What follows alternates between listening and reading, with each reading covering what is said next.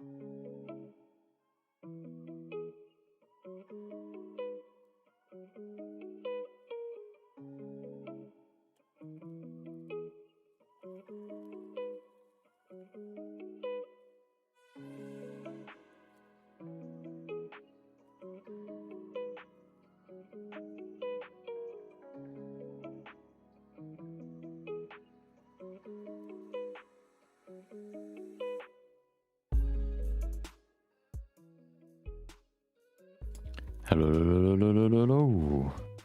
It is Tuesday. Another stream. Another day, another stream. Hope you had a pretty enjoyable, pretty chill Tuesday. Or maybe it was adventurous. Who knows? Hopefully, doesn't matter what it was. Hopefully it was enjoyable for you. Today, of course, we're still going to continue to work on the MSI Creator Award. Hold on. There you go. So, you can see right there. First of all, of course, as always, 30-minute quick sketch. And then, afterwards, we're going to go back to the MSI Creator Award. We're almost done. We hopefully can finish the whole thing this week. That's the plan. And, yeah.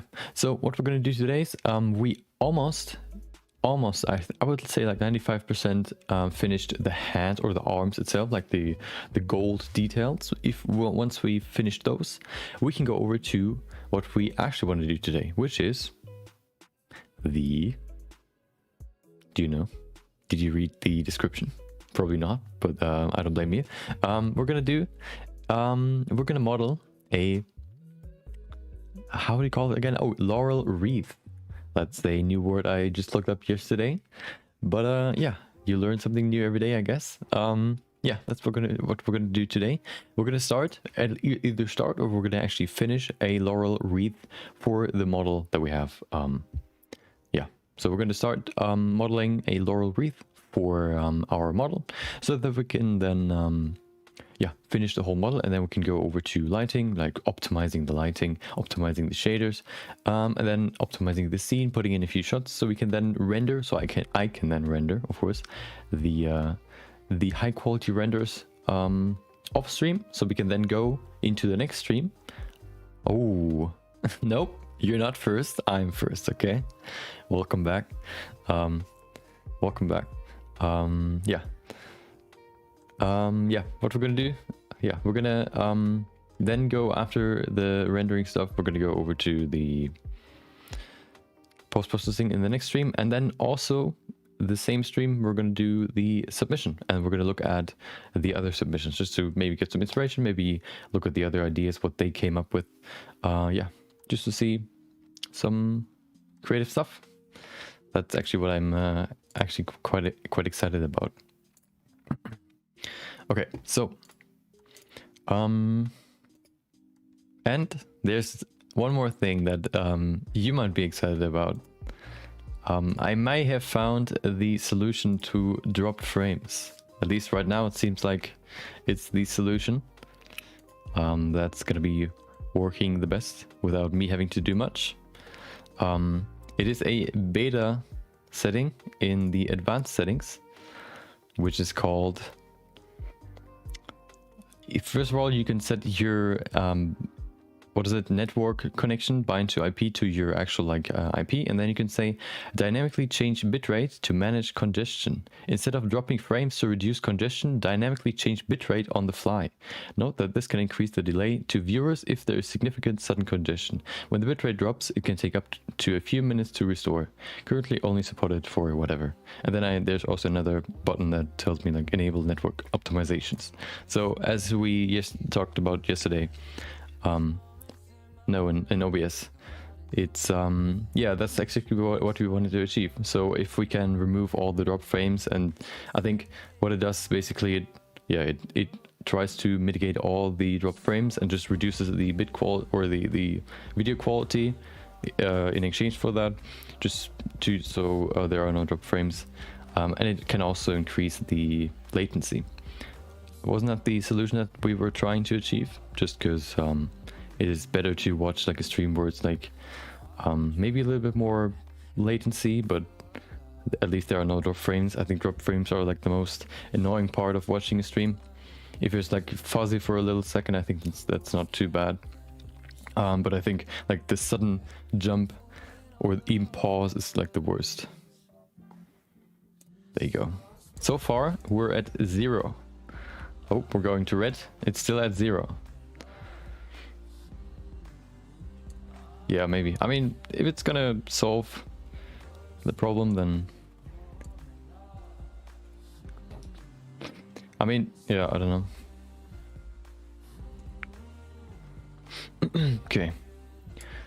I don't know if it's at if the problem is restream, because like I'm sending them stuff and I can see like my bitrate going down to like red levels and then going back up, and I can see like the drop frames increasing when it goes to red. So I think it's my internet connection mainly. Okay, so I don't want to waste what? What do you mean? You know, I just went forward in time. I time traveled and now I'm back here. What do you mean? I mean, I changed my I got a haircut. Maybe that's why. Maybe I think maybe because my head looks just like way bigger with more hair. Maybe I look more like a toddler. Okay. Yeah, I got a haircut. I think the last time I went to the barber was probably last year. I like shaved my head once by myself, but I can't really like make a good haircut myself, so I just shaved everything off. I did that before, so I wasn't really afraid that it looked worse or it looks bad. My parents say like it doesn't look too good. Screw them. I wanted to get rid of my hair at that time, so I decided to shave it myself. Okay, so I'm excited. We can actually do something exciting today. We're gonna model the laurel wreath. But before we do that, of course, we're gonna do the insane speed sketch, not the quick sketch, but the insane speed sketch. There you go. SNAS is ready. Good old countdown program. I need to grab my Roberto, set up my folders, and then we can start. Actually, we have another model that we're going to use today. Hopefully we can use it. I think we can.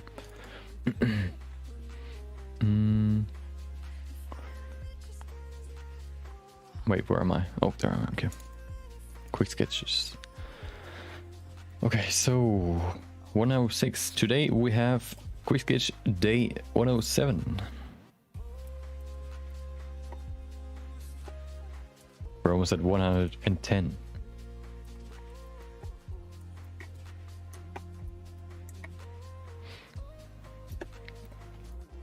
Oh, I called I called the folder 110.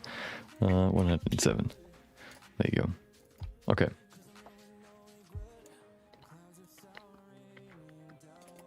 You know, I think I also look older if there's no light on. Hold on, let me see. Let me see. So if I shut this off, that's the key light from the side. Oh, that's super bright, and then I'm kind of shut it off. There you go. And then if I shut off the main light as well. Ooh, now I'm super dark. But I think sometimes if the light is like coming from the right direction, it looks a little bit more, I guess, defined. There you go. You can see my fat going down here a little bit better. I think nobody ever said that before, but yeah, that's how it is. Okay. So where's Roberto? He's hiding. There you go. Nope, that's the wrong folder.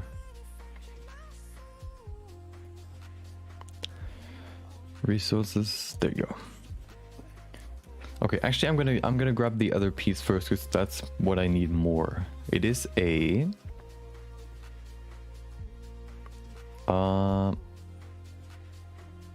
flat mushroom. That's what we're gonna use today. There you go. Oh, it's an object. Okay, perfect. Okay, I don't want to waste more time. I want to work as much as possible on the laurel wreath today. We're gonna rush, or at least like not rush, but try to finish the textures for the arm as fast as possible, and then we're gonna go to the fun part. Okay, so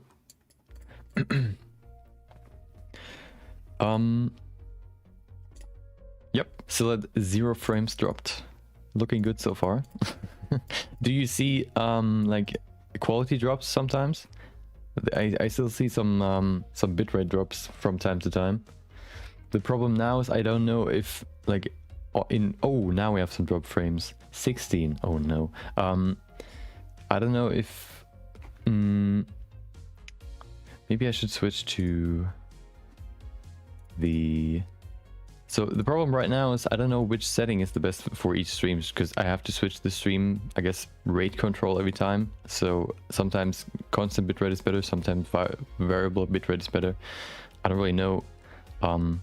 Now that there are no drop frames, I can't really estimate or see which one's better. I'm just going to switch to VBR, see if that's maybe a little bit more stable.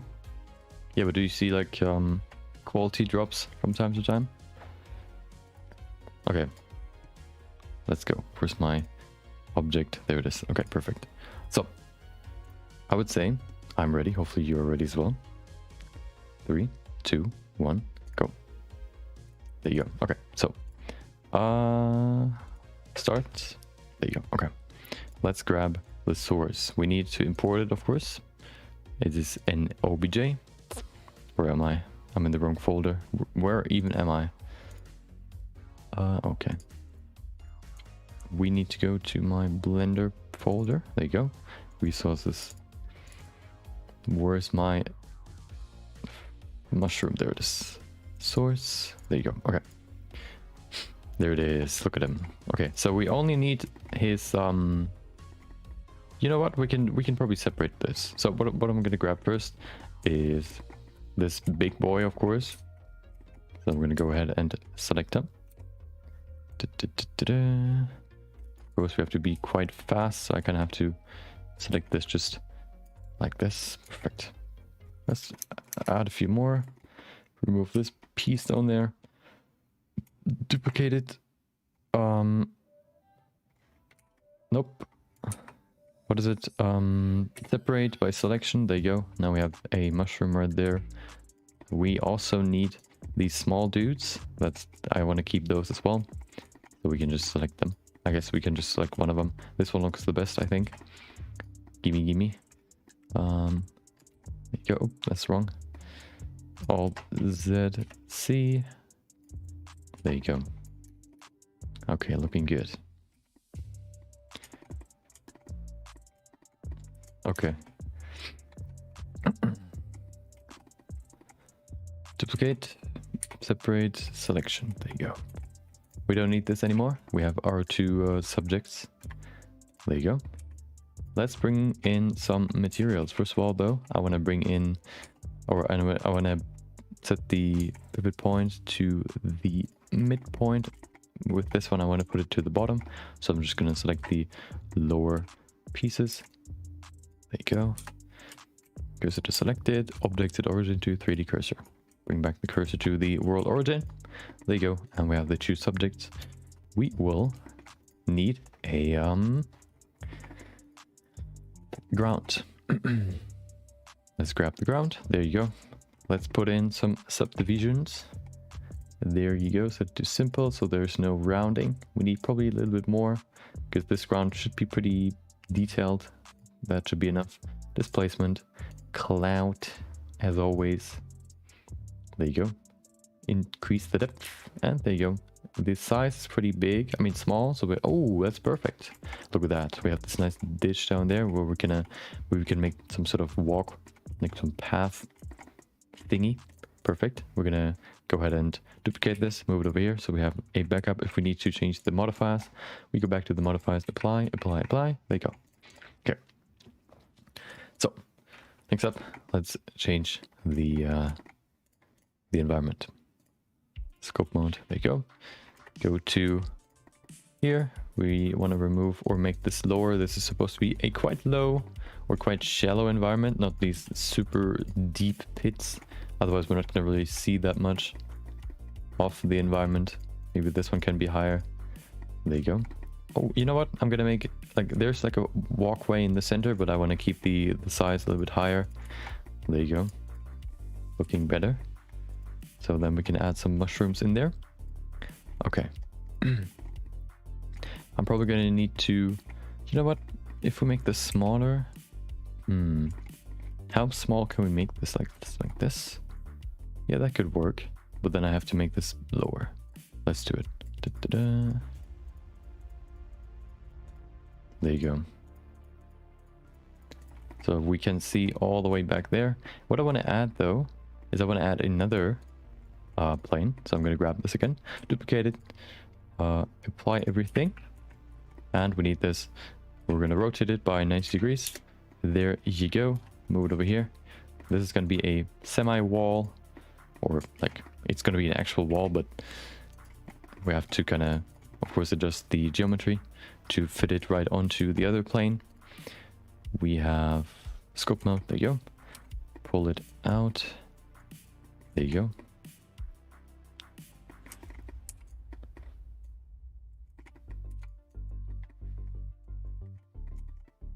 I want to make like a small cave entrance, or just like a small, I guess, covered spot here. So I'm going to pull this forward just a little bit. There you go. Look at that. Small little entrance, whatever you want to call it. Isn't that beautiful? Okay. Let's go back to object mode. We need Roberto. Nope. First of all, we need materials. Oh, this one's... Oh, they already have textures. Perfect. What could be... I don't think so. Okay. So, next up, what we need is Roberto. So let me just quickly pull him up. He is in my base mesh folder. There you go. Oh. Let's try again. Append. Collection. There you go. Perfect. Move that over here. Remove the overlays. Wait, why did I try that? I don't know. Select all of them. Zip. Remove them. There you go. Roberto is looking fine today, as always. Always ready to work. His daily quick sketch. There you go. He's going to move in here. He has to be a little bit smaller. Maybe like this. Yeah, that's perfect. We're going to rotate him 180 degrees. We have 23 minutes left. Perfect. Okay, so we pull him somewhere over here. I think that's okay. You know what? So I wanna always apply the basics of environment compositing in this in these projects. So the very basic concept is foreground, midground, background. So there should be something in the foreground, there should be something in the midground, and there should be something in the background. The background will be like this small little hole right there. The foreground will be Roberto, so we still have something, we still need something in the midground. We can look at that later. I want to first set up the camera. So the camera should point at the thing that's going to be in here, right there. So also, of course, as I said yesterday, a focal length of 30 is good for environments, so we can see more of the environment itself. The reasoning is, usually if you make it very small, the what is it? The focal length, it looks very claustrophobic. That's why you add more focal length. This way you basically, so your head of course can just move around when you are in an environment, which of course a camera can't do, or like you can't do in an image. So to compensate for that, you would just add more, I guess, space, or you would decrease or increase the field of view, or decrease the focal length, which basically just shows you more of the environment, so you can yourself go through the image and like look around. Scope mode, there you go. There you go. Oh, that's a nice twist. Okay, that's looking good. Look at that. Easy wall. Looks kind of distorted though. Oh no. Okay, never mind. We're gonna leave it there though. We're not gonna see it anyway. Okay, so we have the foreground with Roberto. We also have the background. Of course, there's still something that needs to be in there. Also, another basic tip to make a environment immersive is you should put your camera on head height. So right now you can see the camera is right on the height of Roberto's head. So it's yeah, it makes the shot more, I guess, immersive, because you can more easily see how big something is, like the mushroom, for example, that we're now gonna add. And also just, oh, I want to make those a little bit bigger. You know what, I'm gonna make 2 variants. Yeah, you can just, for example, if you look at a mammoth, if you would shoot the mammoth, like if you would not shoot the mammoth, but if you would make a photo of the mammoth from up top, it would appear way smaller than if you would photograph the mammoth from like the ground, which, yeah, it's just very useful for environments, because you want to kind of tell how big stuff is, which you can, for example, do with people, just putting people in the scene. Or what you can also do is you could just put the camera a little bit lower to kind of suggest how big stuff is in relation to the camera. There you go, look at that. This one's a big boy. This one's the medium boy, and this one's the baby boy. Okay, let's go. Small little, you know what, he can be smaller. There you go. Now we're gonna place these mushrooms so we can create this nice mushroom forest. You know what, this one, nah. This one is especially big right now. I'm gonna make it smaller, like that. You can still walk under it, but it's not too small. Look at that, isn't that beautiful? I actually want to have like a gap between the two.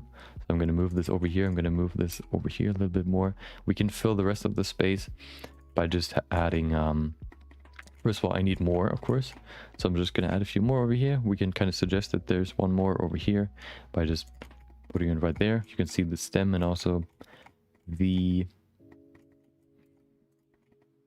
I guess the head part. There you go. We of course have to make it a forest by adding more into the scene, otherwise it's gonna just look empty. We're gonna add this one to this side as well. We can maybe even put it right here. Look at that, isn't that beautiful? Okay. We're gonna of course increase or bring in the baby boys as well, but right now we're kind of just filling up the scene with with stuff that fills more of the space, so we don't have to fill it all up with these small little dudes. Okay, that's looking pretty good. You know what, there needs to be one more over here, otherwise it's gonna look pretty empty. There you go, look at that, isn't that perfect? Let's use the small dudes. You know, these ones can be even smaller. There you go. Okay, move it over here. First of all, like a few over here. Kind of hide the transition between the mushroom and the ground. There you go. We can add a few more over here.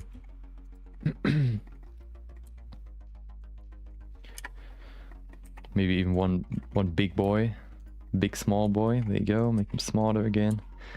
There you go. Maybe we can put in 3. There you go. On the other side maybe as well, just 2. Look at that, isn't that beautiful?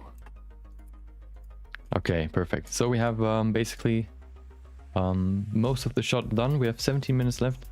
We cannot underestimate how much we still have to do, so I don't want to brag about how fast we are. Lighting can take quite a while, or setting the environment or the atmosphere right. Quick sketch day 107. Okay, so next up, we're gonna set this to smooth, otherwise it's gonna look weird. I already saved. So what I actually want to use, I want to grab this, what is it? The, I guess the medium boy. Move him down here. And I'm gonna use this to make some sort of focal point back here. There you go.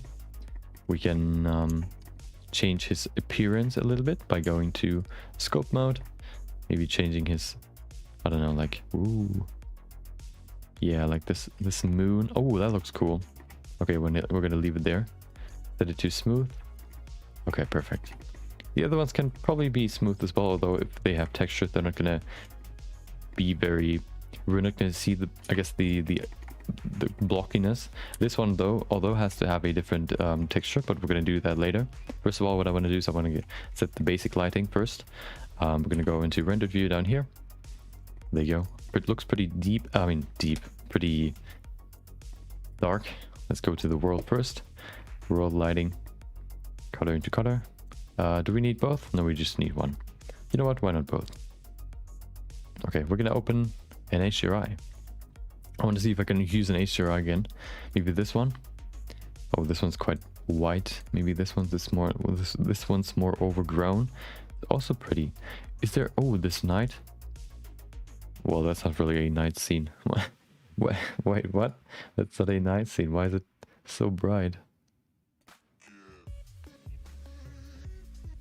I didn't really have a night scene. That's the only one. And that's pretty bright. So I guess I'm just gonna do my own lighting. First of all, I want to make the material for this dude. So let's do this. First of all, what I'm gonna do, I'm gonna separate this, or I guess make this focus on this. I'm gonna bring in a solidify modifier. I think that makes a glass shader more makes it look better. We then remove the material. There you go. Okay, let's go ahead and go to the... You know what? I'm going to go to rendered view. We need a new shader. What we need is not principled... You know what? We need principled BSDF. What we need though is we need transmission. There you go. Now it should be fully see-through with all the roughnesses at 0.5. Let's set it to 0. I want to make some sort of like... what is it? Milky glass. So what we need is a principled volume shader. Put that into the volume. Put that to white. What I also need is, of course, a light in the center. So what I'm going to use is an area light. Where's my area light? There it is. Put it right in the center. You know what? I can just align it. That's probably the best way to do it. Align towards X, Y, Z. There you go. Rotate it by 90 degrees. Negative. And we're going to set it to from square to ellipse. So now it's round. Right in the center of this medium boy. There you go. So it's still very, very see-through. So we have to do a few changes. First of all, we need more density. Let's set it to 10.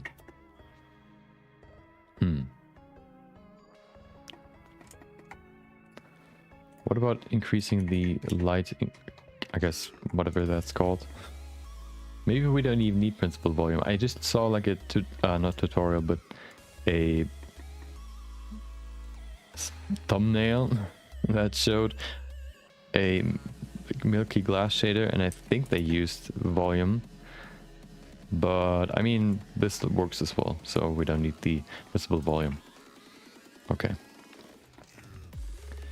although yeah, it's quite bright. You can't really see that. Yeah, we probably just have to increase the roughness 0.75 just to spread out the light a little bit more, so we can actually see more of the overall structure.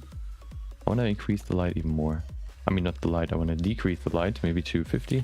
So it's not like super strong. Then we're going to go back here. Maybe 0.9.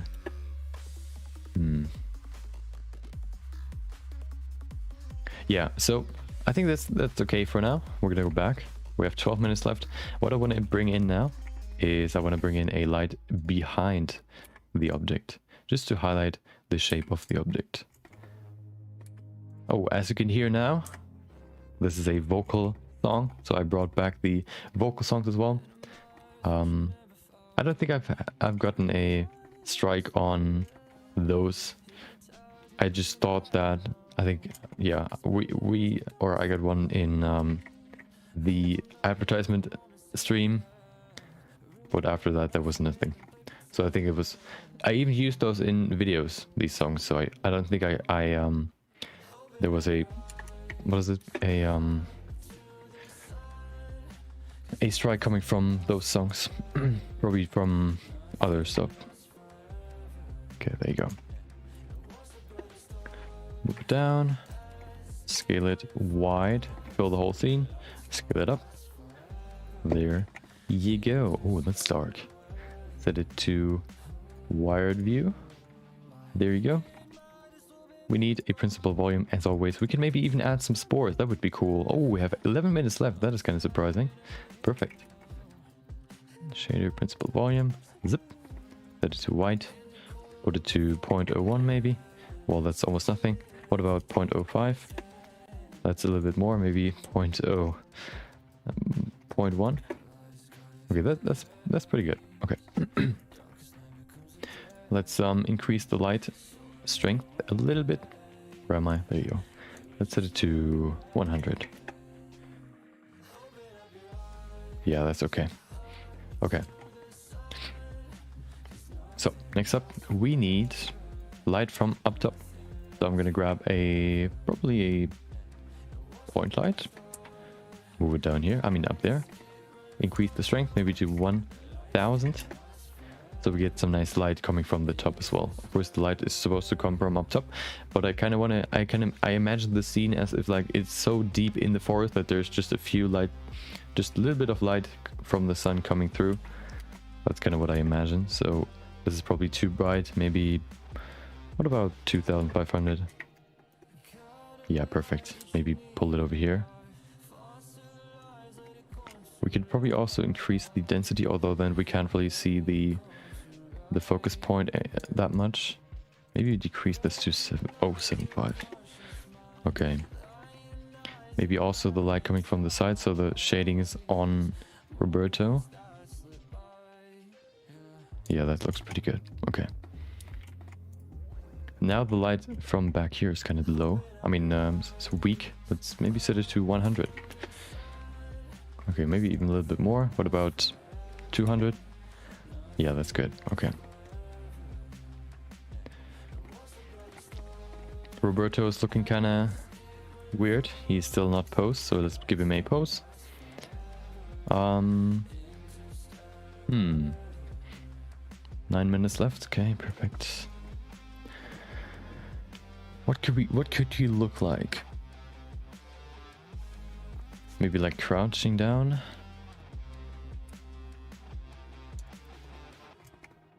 You know what? No, I don't want to crouch him down. I could give him some clothes, maybe.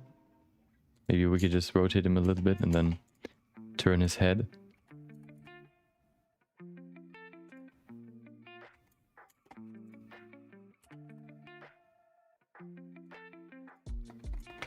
There you go.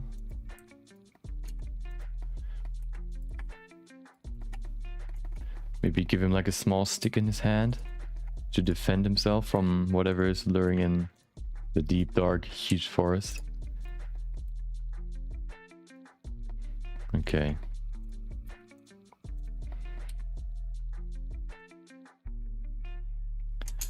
Okay, so let's give him a stick. Should be pretty easy. Just gonna grab a cube, pull it over here, scale it down. That's a stick, pretty simple. We're gonna give it some subdivisions. We also need some cuts right there, so it's not like super, I guess, thin. 2 right there, scale it down. Okay, there you go, move it up. So we can make like another branch on this small little stick. So it looks more like a stick. There you go. Of course, we have this rounding that we have to remove. First of all, I'm gonna give this another cut. Now I'm gonna add these cuts so we can remove the rounding. There you go, look at that. Isn't that a cool stick? Okay, give him the stick. It could be like a walking stick. You know, I'm gonna rotate it back. Look at that.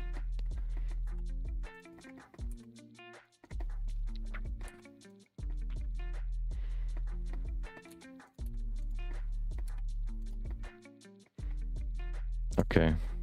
So we need some colors, otherwise it's gonna look super weird. The mushrooms are pretty dark already. What I want to bring in is maybe the ground should be darker as well. So I'm just gonna give it some grayness. We could probably even use some textures. We have a little bit more time left. Maybe there's some time for textures. I want to set this roughness to 0.25 maybe, make it a little bit more glossy. Set it darker though, like that. Okay. Yeah, I want to bring in some lights. This is just too dark right now. Maybe off screen so we don't really have to justify why they're there.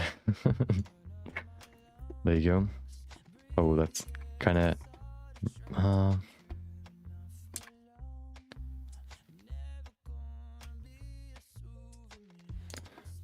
maybe pull it further back so we can kind of highlight the environment back here.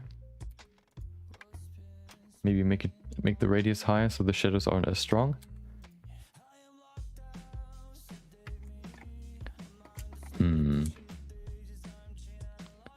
We could maybe give him some light from the back, so this way we can kind of highlight him a little bit more. Coming from here, maybe changing the radius, making it lower. Okay. As if there's like sunlight coming through. Okay. Well, the stick can probably be darker as well. Dark. Okay, I think I want to give in, like, put some textures on the ground. So let's go ahead and add a texture to that. Base mesh, 2D base. Nope, we need to go textures. What is it? Probably like dirt, dry grass, dirt even. Let's use dry grass. That looks pretty good. We of course only need the bump map. Everything else isn't really necessary. Okay, with this texture we only have a normal map, so we have to convert it. There you go. Color, height, normal.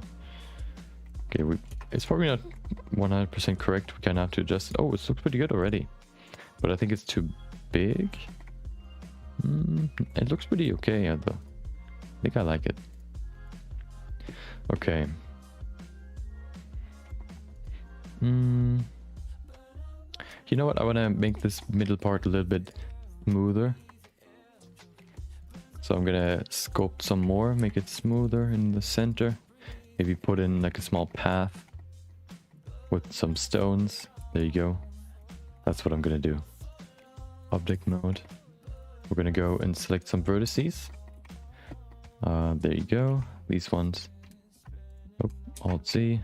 Zip. Look at that. We need to apply these vertex groups to a group. Assign. We also need a stone that we can use, so we're just gonna grab a cube, move it over here. We're gonna give it a subdivision of maybe 1 or 2. It shouldn't be too high. We can deform it so it doesn't look like a perfect circle. There you go. That's looking pretty okay. Okay, so next up. Okay, let's go ahead and use a particle simulation. Put it to 1, there you go. Set it maybe to 5,000. Source is okay.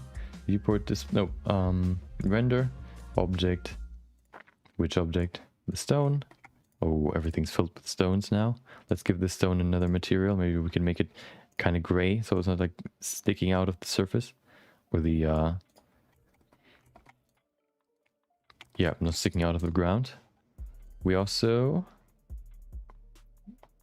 go to vertex groups, density group. There you go. Look at that. It's way too big and the flow is kind of weird, so we kind of have to bring in some randomness. First of all, set the randomness off the scale way higher. We could probably even make this smaller. 0.3, 0.4. Yeah, that looks good. Let's set the randomness for the rotation. Randomize. There you go. They also are kind of high up, so I'm just gonna pull this lower. Hopefully they're a little bit more on the ground now, although it doesn't seem like it. What about now? Yeah, it looks better now. Okay.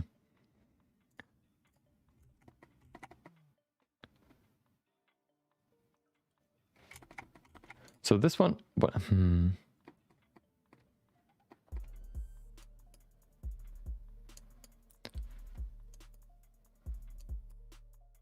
if we make the thing itself glow? Let's see, shader, emission. That looks kind of weird. It's just plain white, plain gray rather. That doesn't look good.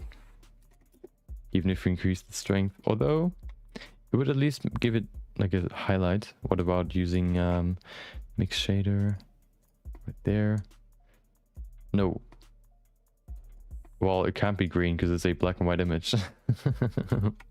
Yeah, I wanted to use some light, I mean some colors before as well, but then I remembered that we're still in the black and white land or monochrome land. Otherwise I would have probably given it like some sort of orangey red glow. Layer weight, there you go. Facing, there you go. Do we need more? Oh yeah, I want to increase the blend to this direction. I don't really know. Let's bring this back. Put it to black. Now I want to see what the layer weight looks like. Okay. I can't really tell from this view. Let's try it like this. Bring it back. Change it. Ooh, look at that. That looks kind of interesting. Yeah, I'm gonna leave that there. Okay. I want to have something in the midground, but I don't really know what. Maybe like a small... Give me the stick. Give me the stick. Where's the stick? There it is. Rotate it. There you go. Make it... Oh. Stand up, please. Put it over here. Make it a little bit bigger, maybe. There you go. Gonna put in a light right there. Point light. Change the radius. And increase the strength. I'm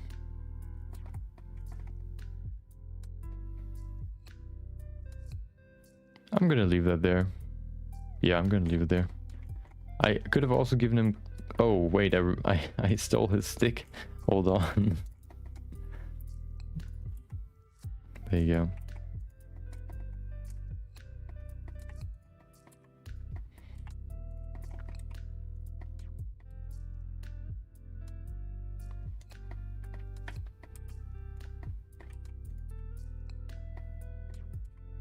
Okay. Yeah, that's it. Let's save. I'm kind of curious what it looks like without the fog. Yeah, that's too clear. But this might be too... I don't know. It's hard to see if there's so much noise going on, how clear it actually is.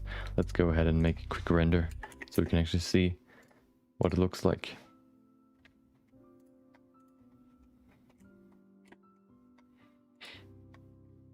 Render result. There you go.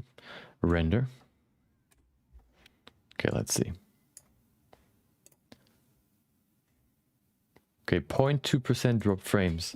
At least better than 1.4. We're at 118. That's probably the lowest we can get. I don't know if it's more stable now. Oh. We don't need the countdown anymore. Yeah, I think this looks pretty cool. Did you even see them? Who's writing me on Steam? I don't even know that person. Okay, well, okay. Wait, he has no shadow. Is he flying in the air? Roberto, what are you doing? No, yeah, he is. Oh my god, I didn't even see that. Pull him down. There you go. It's lags. What does that mean? Is it like... just... I don't know. Is it better than before or worse? Okay.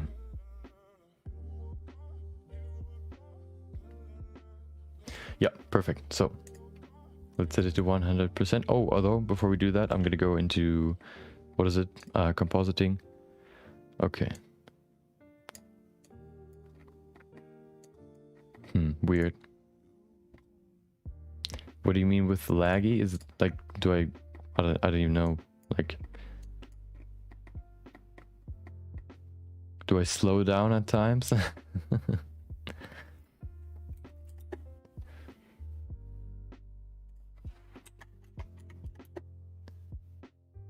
Yeah, that's pretty cool. I like it.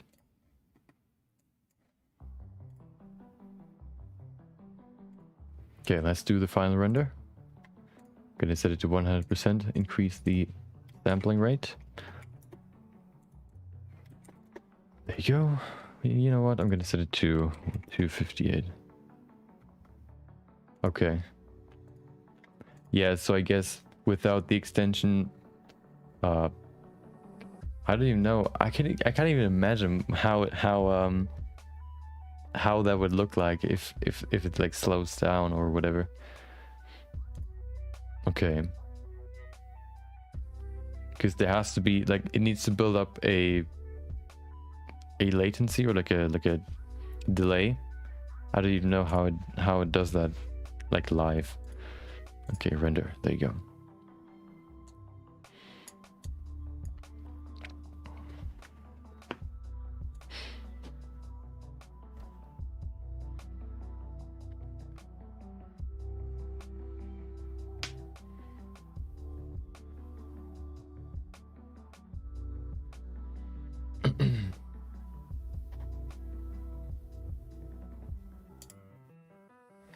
I'm gonna switch it back to constant bitrate. I don't really know if there's like a change, but let's try.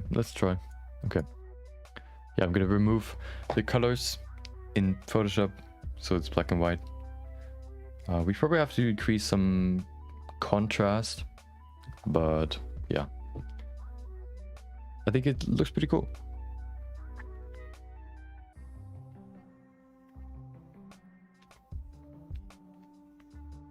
Okay, how long? 10 minutes. Well, that's too long. How about 128? That should be like 5 minutes. Should be pretty good. Out of tones, what is that? Is it like... Am I speaking like higher, in a higher pitch?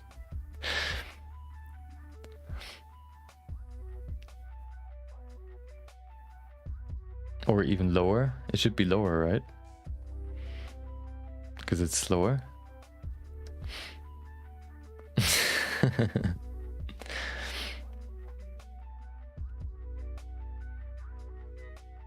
Okay, how long is it? 5 minutes? Perfect. Okay, weird. Yeah, I mean, we could probably review it after the stream to kind of gauge whether or not it's better or not.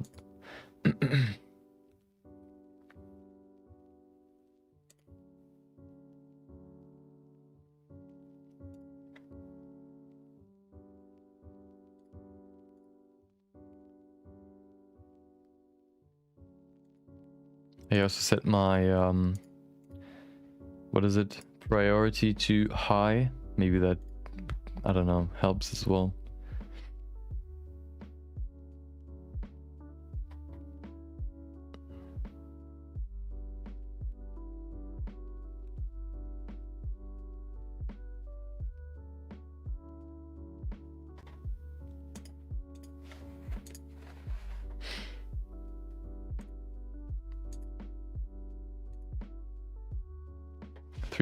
Minutes. Okay, perfect.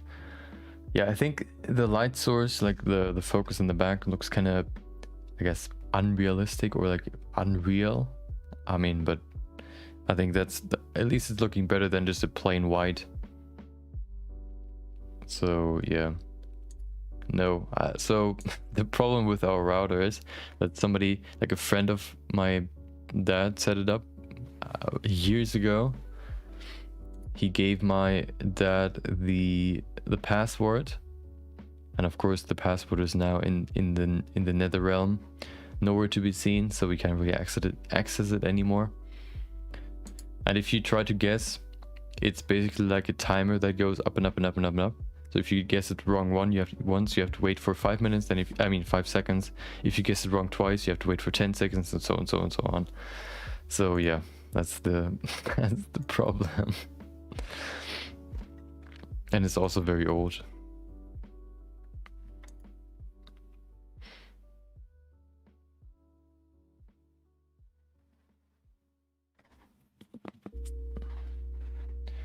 Time for a drink.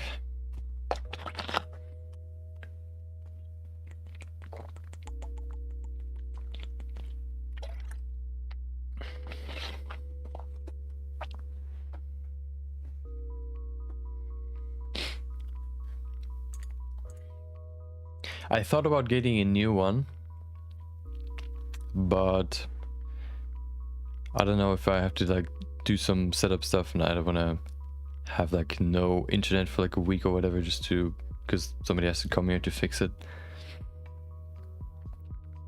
No, it's not super long. I remember that it's not like a super long. I think it's just like 4 digits, but I don't know. Yeah, I tried like 1 2 3 4. I tried 0 or 1 1 1 1 or whatever. Didn't work. No, it didn't work. Well, I mean, I can try. I have like the timer set a reset. So what is it? Is it this one? Oh, there it is. Okay. 3 3 3 3. Nope. Okay, let's try again. 1 2 3 4. Nope. Okay, now I have to wait for 4 seconds. I mean, what if I say I forgot it? Ah, well, I could get a new password if I set it back to factory settings, but you know, then I lose all my settings. I don't want to do that. Okay. What about? Oh, I hold on. One. Okay, 8 seconds.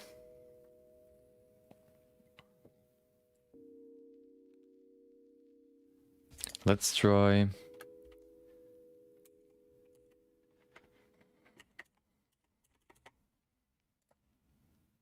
Nope. 16 seconds. Okay.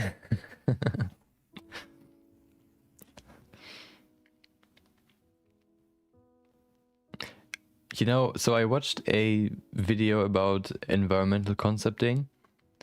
The next one I want to watch is about environmental lighting. I think that's one, like the next step of improving my environment. Right now I'm just placing them somewhere where they just give light. Where they just add light into the scene, where I want to have more, like a brighter part, like where I want to light up the scene. I think there's a certain purpose that is missing right now, and I kind of want to learn a little bit more about that. Okay.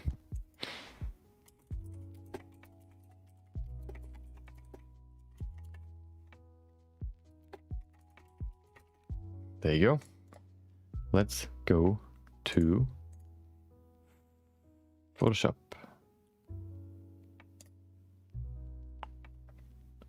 There you go. Oh, there you go.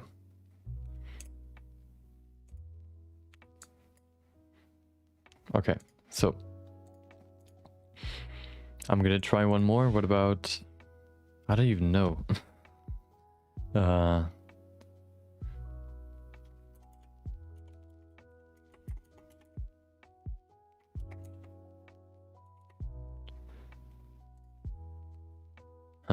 32 seconds, okay.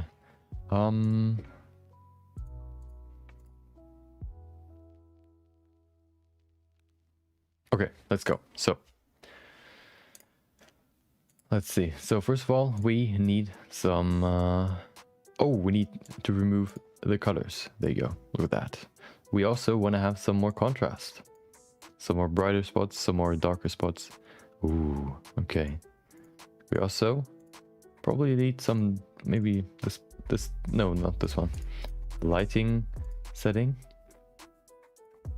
There you go.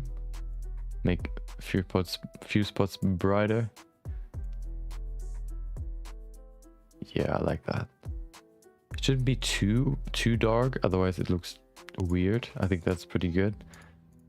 Yeah, we just increased the bright spot. This looks pretty good. What else? Yeah, I think, we also have to add the texture, and then we're done.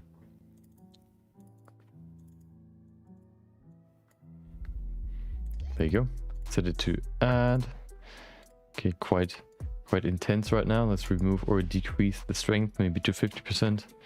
There you go. I also want to move it a little bit, maybe make it bigger. There you go. Okay. Isn't that beautiful? Okay, perfect. You know what? The dark spots look kind of bright. Does it? Hold on. I want to have one more, maybe selective color correction.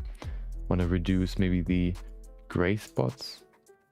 No, that makes even more gray or dark that I want. Maybe the dark spots. Ooh. Yeah, that's better. Just a little bit more darkness. There you go. Okay. Perfect. Let's save the file. There you go.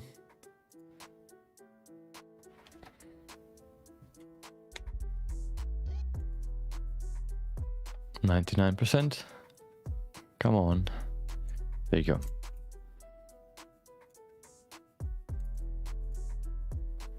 Saving the JPEG.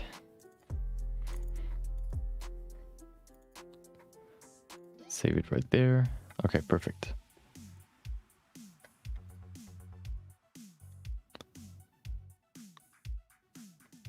You mean the glowy bit? Like the glowy stone? Yeah, it's kind of more like a moon. Okay. Let me import it into my phone.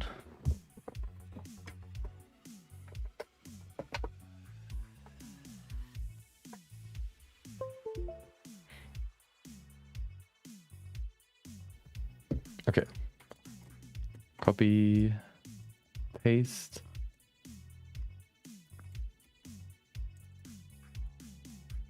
Okay, perfect. So, you know the drill. Let's go do some uploading. I'm gonna open up the file. There you go. We'll probably freeze for a second because it's so insane. Oh, I can try one more try. What about 0000? Nope. 64 seconds. Okay. There it is. Perfect. So what is missing? Oh yeah, the upper arm. Everything else is there. Perfect. 5566. Are those like the usual passwords? Okay. Yep. I'm gonna upload. And I'm gonna see you in 3 minutes. Enjoy.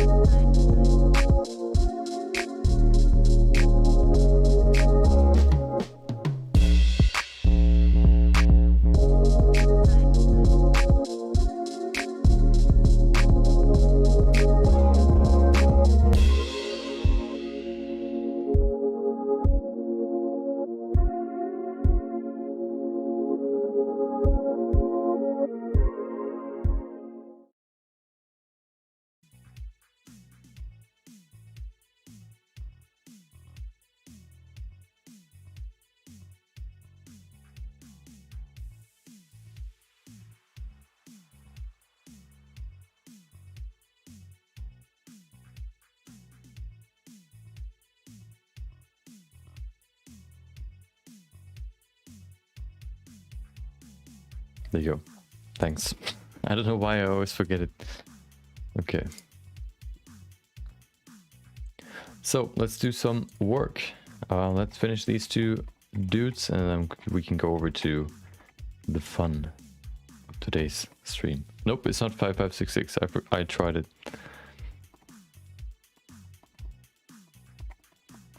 Okay, so let's go ahead and make a border. You know, could we even just use this one? I don't think so. No. Let's make a new one. First of all, we have to apply all the modifiers. There you go. Oh, what did I do? Oh, I saved. Oh, no. Okay, there you go. For all your passwords, 5566.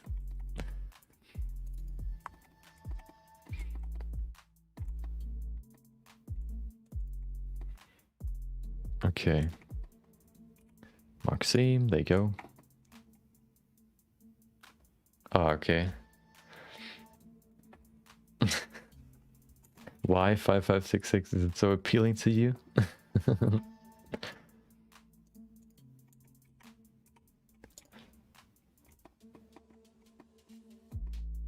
Okay.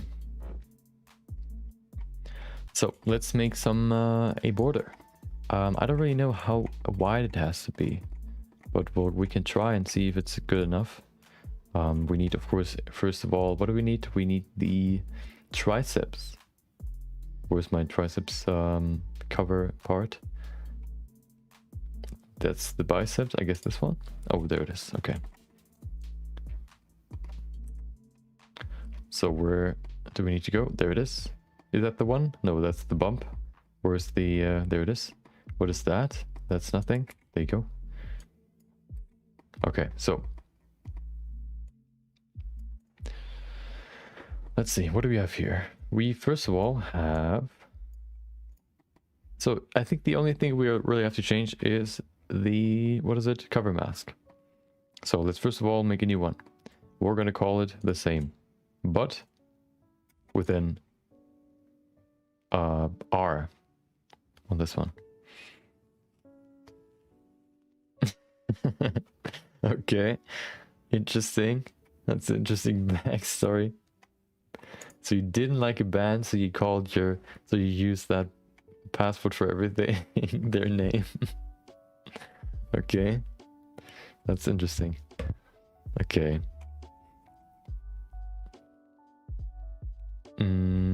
So actually my password that I usually use comes from a MMORPG that I played a long time ago. It was actually pretty cool how you got your passwords back then, or in that game. You would give them your email and then they would send you a password that you have to use. Oh, hello, Death Knight. I don't think I can even read that. Hola mi amigo. I don't know. Oh, hold on. Nah, I don't know. Sorry. Not German enough. But welcome. Hope you had a great day so far. Okay, what do we have here? We have a cover mask border version 1A.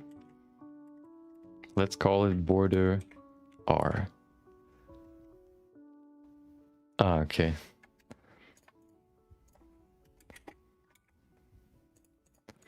It's a Spanish meme. Okay, there you go. So everything's black. Why is everything black? Oh, it's last render. There you go. Okay, I think they're still pretty good. They're set up pretty good. I think, is the rotation off? Maybe a little bit. We could probably. Oh, hold on. I forgot to change the cover part. We have to unlink it, and then we're gonna. Oh, wait, what? This one's called cover gold? No, it's not. There it is. It's still cover. Okay, we have to bring back the border. Shouldn't be too bad. We're just gonna open it.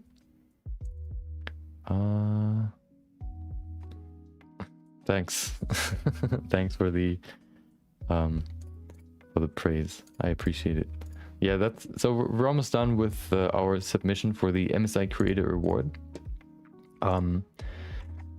The deadline is in 2 weeks, but I think we can finish it this week. This is only the first part. I can show you the full model. Hold on. There you go. We also have some cloth. So that's the full model. We're gonna add today. We're gonna add a laurel wreath to her head, just to give her just like one more prop on her head, so it looks a little bit more, I guess, interesting. So the sculpt, or like the body itself, like the sculpt is basically a Greek sculpt, and in the Greek culture there were these things called marble friezes, which are used to basically give more detail to walls, or like so what they basically are like 2D paintings, but they were sculpted into marble, and that's what this is supposed to represent. Let me see if I can find a quick reference so I can show you what it usually looks like. I wanted to give this arm just a little bit more detail, make it look more, I guess, Greek. So I added this marble frieze to a few parts, and then also these golden lines to a few of the other parts. So we have where is it? There it is. Which one is it? This one? Nope. That's the wrong one. There it is. Wait, where's my reference? Well, I don't have a reference. Let's use this one. So that's the thumbnail usually, but that's a marble frieze. You can see that this is some sort of like stone where they sculpted in these dudes, and they are posed in a way that they could also be like just like an image, but they didn't just paint them in, they sculpted them in. That's what I tried to recreate with my base mesh, or like rigged base mesh that I have. Like put the base mesh in multiple different poses, and create this texture.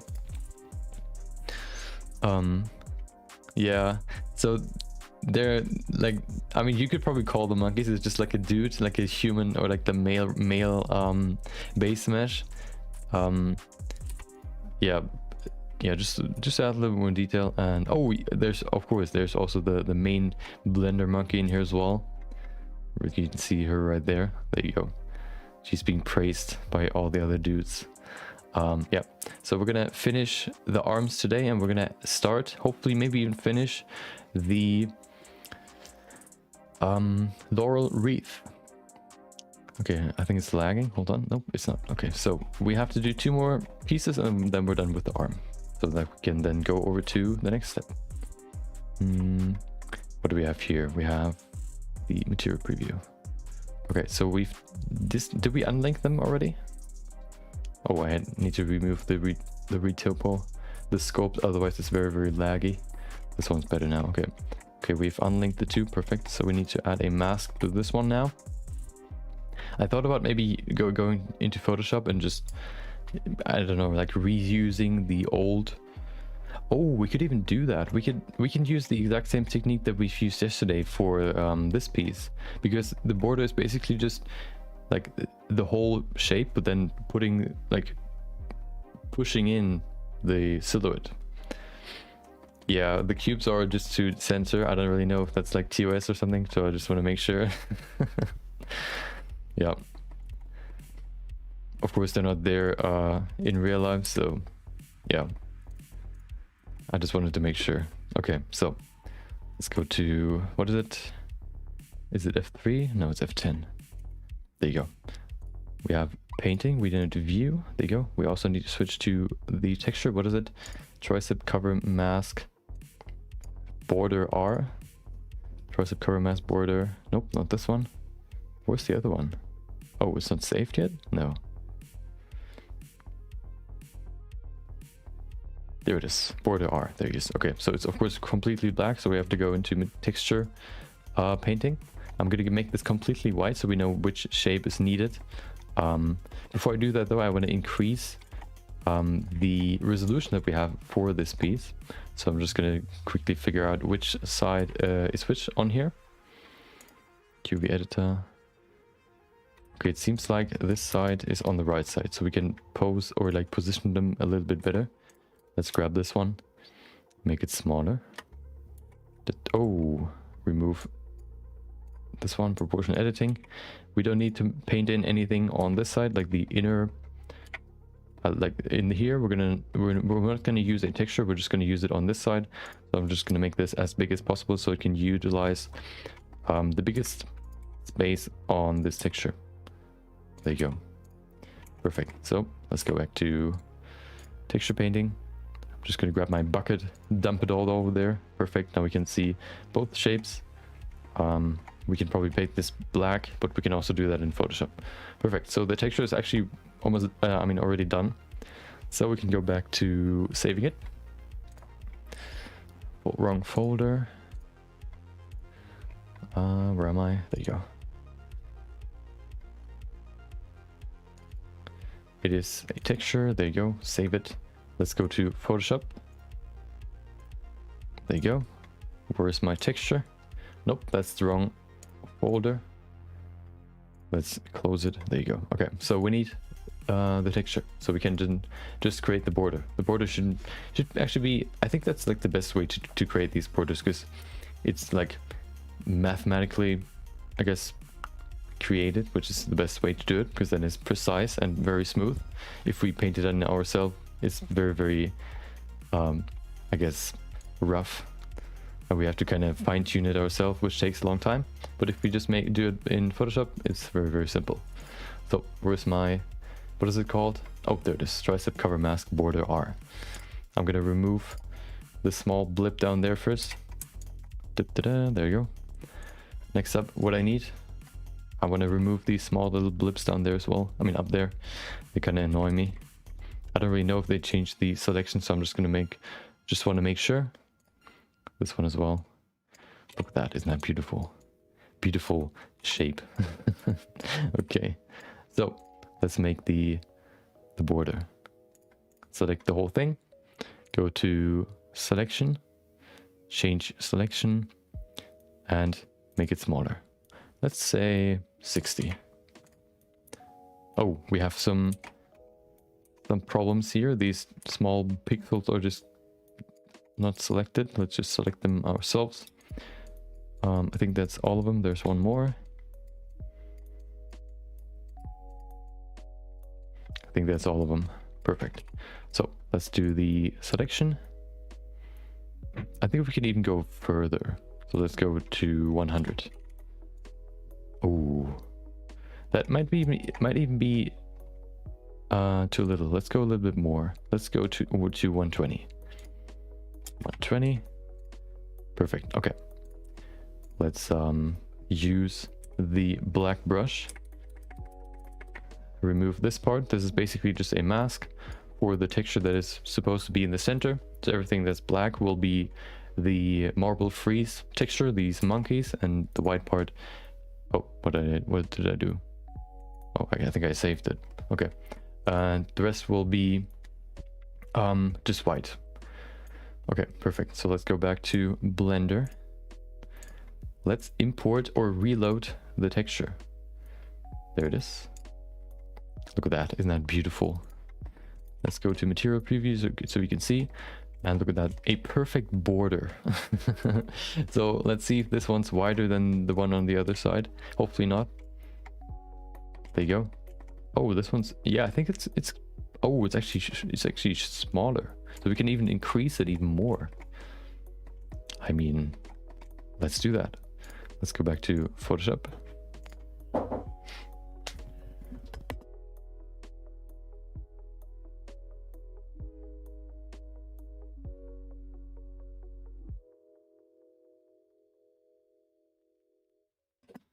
And, oh yeah, there you go.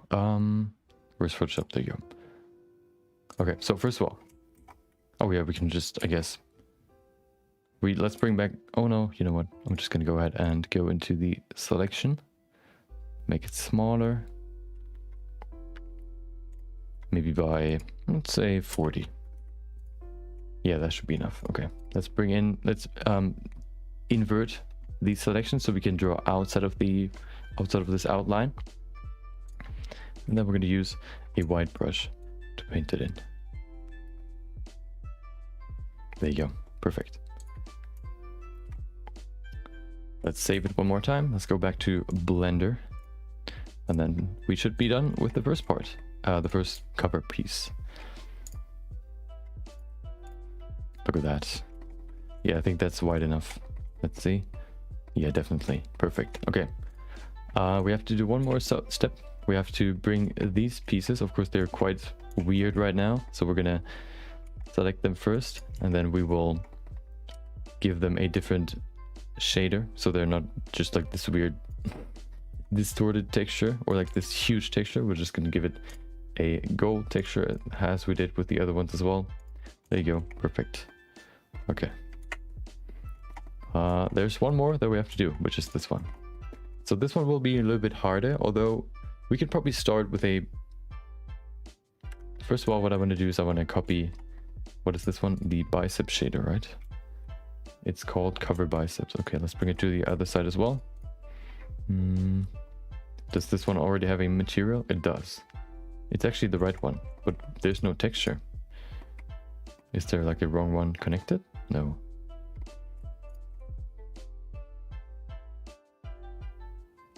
Okay. Apparently there's just no texture on it. What? What? So first of all, I don't need this one. Okay. But why is there no... So there's no texture, of course, but why is there nothing? Oh, I know why. Is it this one... Does this one still have modifiers? No, it doesn't. But it's not... it's not unwrapped. So we just quickly unwrap it. There you go. Mark seam. Select everything. Unwrap. There you go. We have 2 sides. We can see them right there. They're not really properly set up right now. So let's do a few changes. Hold on.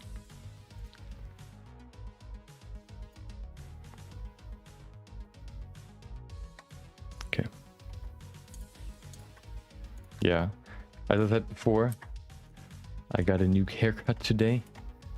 It's been a while since I had my last one.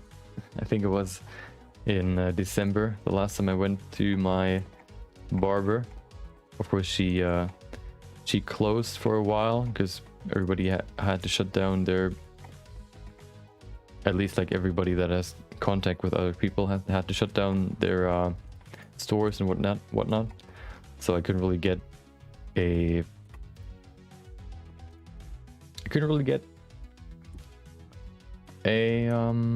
haircut. So what I decided was that I will just gonna do it myself. It was pretty... I mean, so... Yeah, I did it myself, but I didn't really try to give myself like some sort of haircut. I just tried to get rid of the excess hair, or like the long hair that I had. So I decided to just shave everything off. Not like going bald, but basically giving myself a...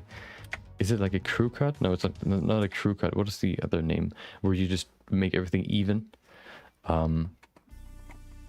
Yeah, just to get rid of the hair because it was getting kind of annoying. Yeah, so I just grabbed my trimmer and shaved everything off. I think I went with 16 millimeters, and yeah, then I had like a few more months to chill until I had to go back, cut my hair. And now, actually, so my dad is pretty close with our barber. We both go there, so he actually has the phone number of her, like the private phone number. So he called her today and asked if she would have like a appointment left that I could take. She actually had one today, so it was pretty spontaneous. Yeah, but now I'm here with shorter hair. Now I have few more months before I have to go back. Usually, like, for example, my friend is pretty pretty habitual about his haircut. I think he goes to the hairdresser or to the barber every month or so, maybe even every 3 weeks, which is pretty crazy to me. I usually wait for like multiple months before I go back. If you would have like a graph of hair length, and then like looking at it over time, like a stock exchange, you would have like these huge waves, like going up, going down, going up, going down. And then with him is basically almost like straight, like it's like a wave, or just the it's just not as extreme because he goes there like every 2 weeks or whatever. That must cost so much money. Like I paid, what did I pay? I think 23 euros. Imagine going there every 2 weeks. That would be like 50 euros every month.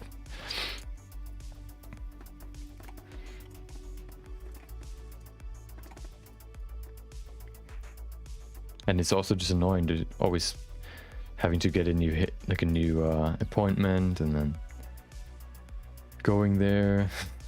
And I mean, sitting there isn't really that painful because she's quite talkative. I'm usually someone that doesn't really engage in a conversation. I'm more someone that likes to, I guess, continue a conversation. I'm not really someone that knows really how to, start one. I know more how to keep on going. That's also why a lot of people, usually when I'm like with people that I don't really know that much, at some point, like I'm probably pretty quiet the whole time, and then at some point they ask me like, oh well, don't you want to talk some more or whatever, as they usually do with, I don't know, quiet people. And then I'm like, well, what am I supposed to talk about? And it's always the same dialogue. Yeah, I don't know. Okay, let's speed run this real quick. So what do we have here? We have the border that we have to get rid of. We also have the texture that is kind of weirdly rotated. First of all, of course, we have to split the two. So we have covered biceps R for the other side. There you go. We also have the mappings. Let's rotate them. Oh, that's an interesting rotation. That's also wrong.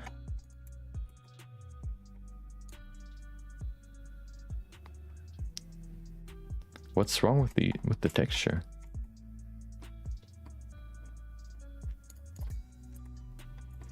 Wait, how's the bicep set up? Where's the other one? Let's see what the UVs for this one look like. Oh, okay, so they're rotated in a different way. See, those ones are looking in horizontal direction. The other ones are looking in the other direction. So I'm just going to select all of them, rotate them by 90 degrees, negative. There you go, now it should be better. We don't have to rotate them anymore. Look at that, okay. Okay, let's go. So first of all, let's go back to material preview. Oh, now they fit, perfect. I'm gonna push them up a little bit so the small little bar right there is right on top of this curve. Oh, that's not what I wanted. Pull them up. A little bit too much. 0.4. Oh, that's going high. 7. Nope. What about 8?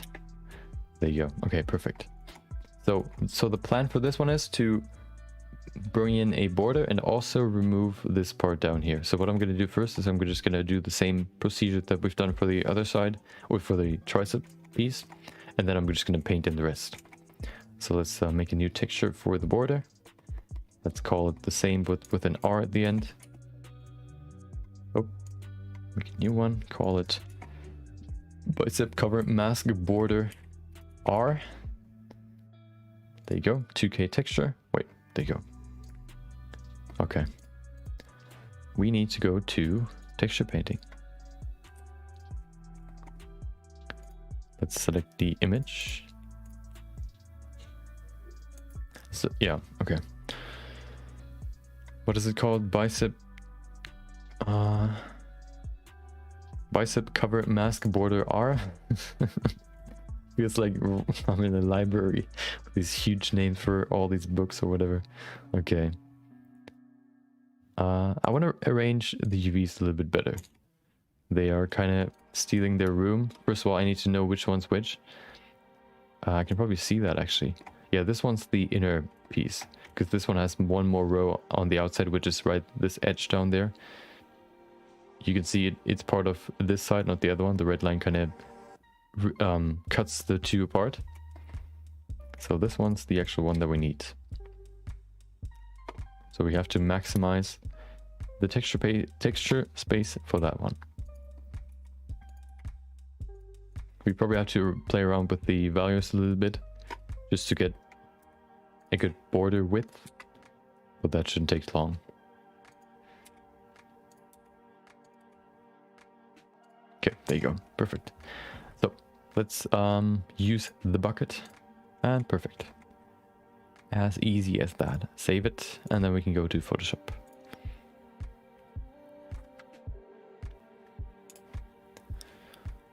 Okay, perfect. Let's go to Photoshop. There you go. Oh, we have the other one still open. Which the next one? Oh, this one. Perfect. Give me the brush. Set it to black. There you go. I don't know what it is about a haircut, but every time you get a haircut, at least for me, you feel refreshed. I don't know what it is about it, but even like the next day, you feel like, especially if you like, for example, for me, I have quite long hair on the sides when I am close to getting a new haircut, so I kind of don't feel like the wind, and it takes quite a while to dry my hair. And then when I go to the barber, then the next day when I shower, everything's like immediately dry. It's just so refreshing and so much better. And also just if you feel your hair, like this short hair just feels better, I think.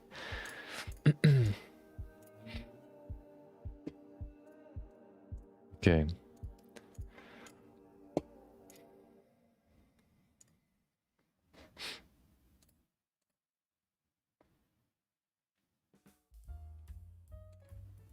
So next up, let's do the this piece. What? Oh, there you go. So how far did we push it in? By 160? 160. Oh, well. We can, yeah, we have to include those first. The small little pixels right there. Da-da-da. Where's the next one? There it is. That should be all of them, hopefully. Nope. Okay.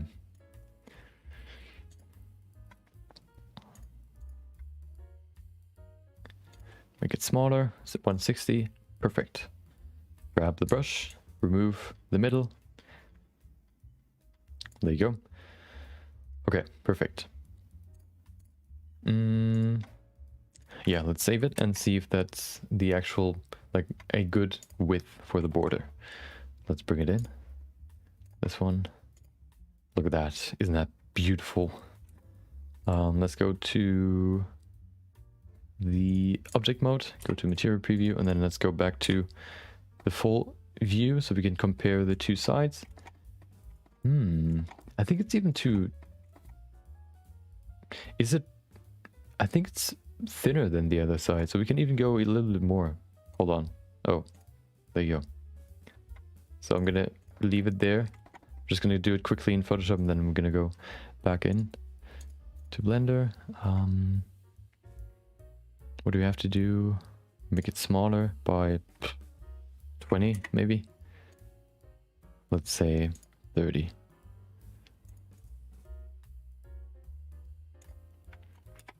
There you go.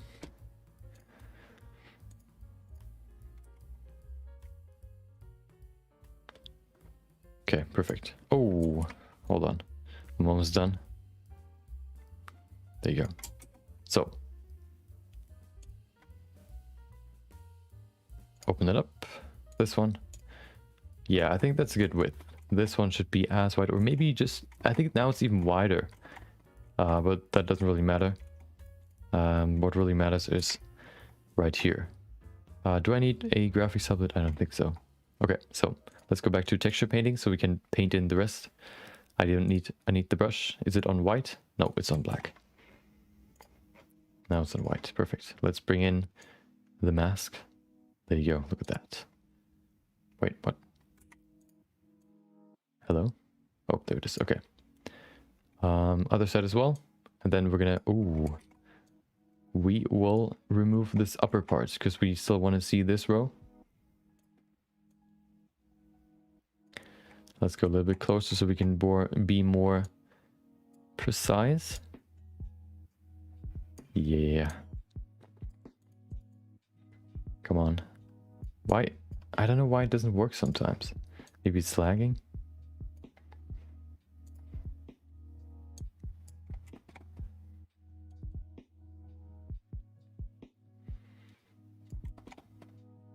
Okay, halfway there.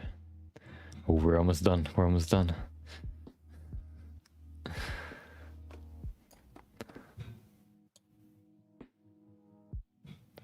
Look at that. Beautiful. Okay.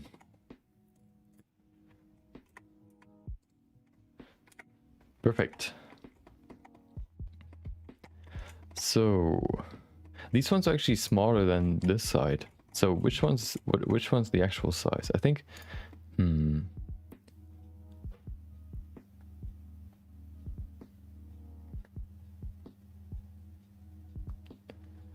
Okay, I think what I want to do is I want to connect these bars so they kind of fit together. So what I'm going to do is I'm probably going to change the bicep. No, I need to change the tricep. Let's go to the mapping node. Rotation. Do we need rotation? Yeah, we do. Yeah, that's better. Look at that. Okay, we need to move it over a little bit to keep it in the center. The monkey. There you go, perfect. Now it just looks better. It's more like on a single axis, which just looks more aesthetically pleasing. Okay. This side, okay. So which side is better? I think the tricep side is closer to this side. So I'm just gonna make this one bigger. The freeze, which will probably be a problem. Maybe not. Let's see.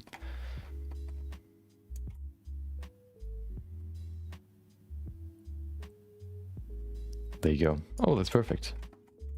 We have to move it down a little bit. Oh, that's the wrong button. Maybe over here.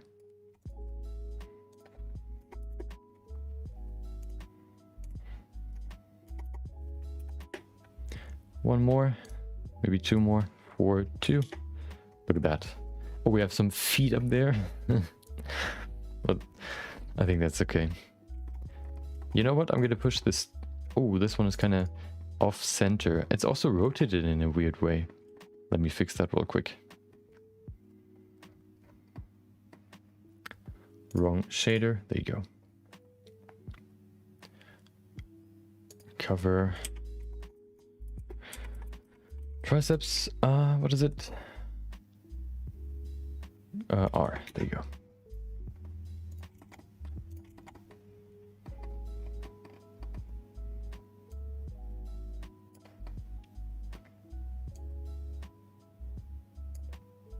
Yeah, that's better now.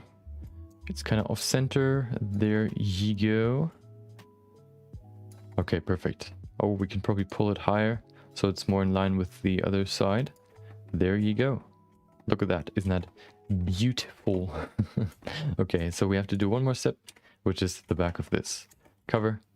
We're going to select it first, and then we're going to give this a different shader, which is the gold shader. Oh, one more. There you go. Add a sign and gold. There you go. Perfect. Oh, it's so shiny. I needed sunglasses for it. Okay, there you go. Perfect. We're done with the arms, finally. So we can go over to something more fun. Perfect. Okay. Let's save real quick. Okay. So let's go to solid view. First of all, what I'm going to grab is some reference. What is that?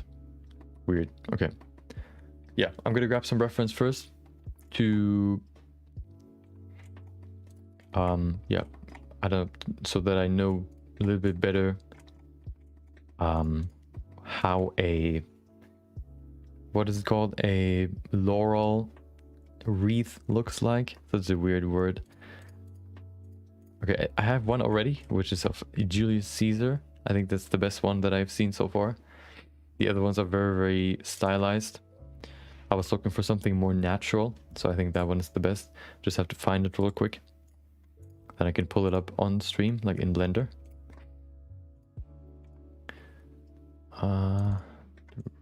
Material. Oh, there it is. Look at it. You can see his glorious laurel wreath. Okay, so of course a laurel wreath consists of just two parts, like the leaves, of course, and then maybe we're gonna add some sort of ring in the center where the leaves could connect to, so they just don't just fly somewhere in the air. I want to connect them in some way. That is the plan. So what I want to do first is I want to grab a few more references. So I'm going to go to Pinterest real quick, grab some. How are they called again? Laurel. No. Laurel.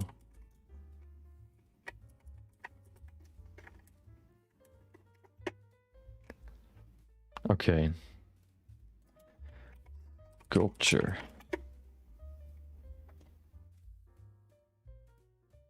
Okay, we have a few variations. Let me just grab a few and then I'm gonna pull them up. This one's pretty boring, but I'm just gonna grab it anyway. Oh. What is it called? Yeah, there it is. Okay.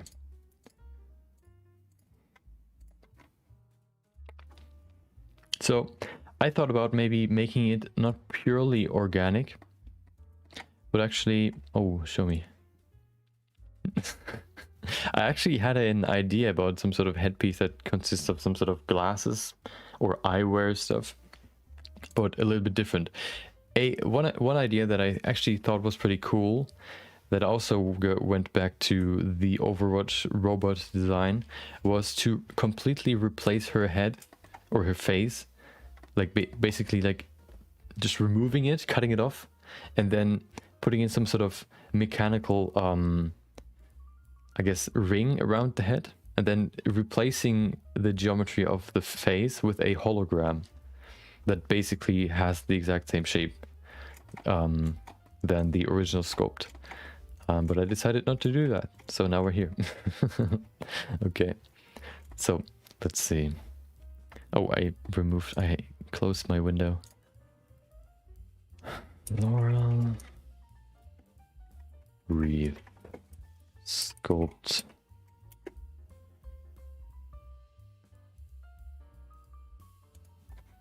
Sculpture.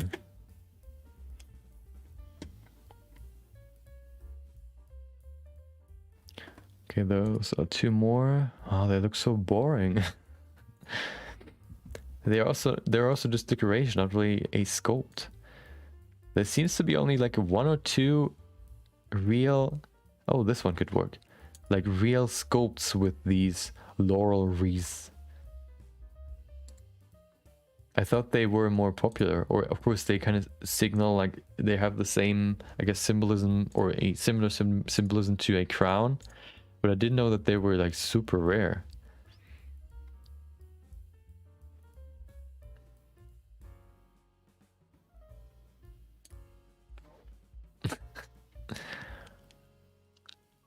Oh, this one's pretty good.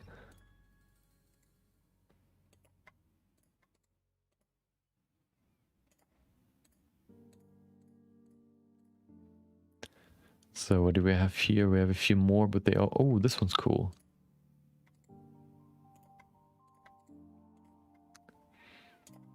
Maybe even some paintings. Hold on.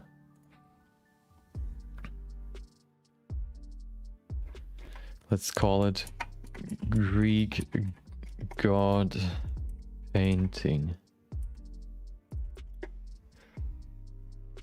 Well, not even they have this this wreath.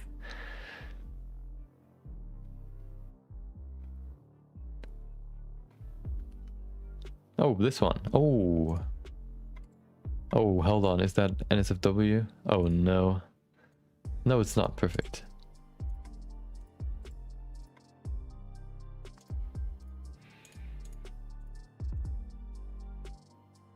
Come on, please give me one more. I just need one more.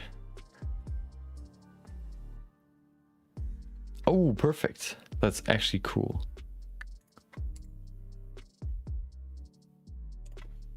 Hell yeah. Okay, we have a few now. They're actually different designs, so they might be... We can choose between a few of them. What is she called again?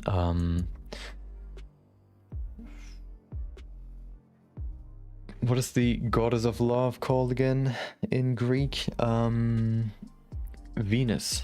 Venus statue.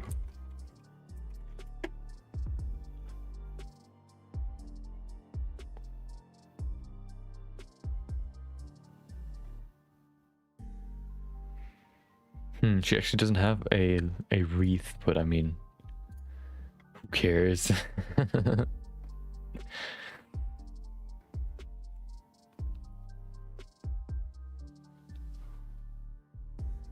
Oh, this one has one. No, that's just flowers. Flowers are boring. We need laurels. What is that? Oh, I mean, oh, that might be too extra. But it looks cool. So I'll show you what I was looking for. I think this one looks too artistic. I wanted something that looks more natural. I think that's more the style of these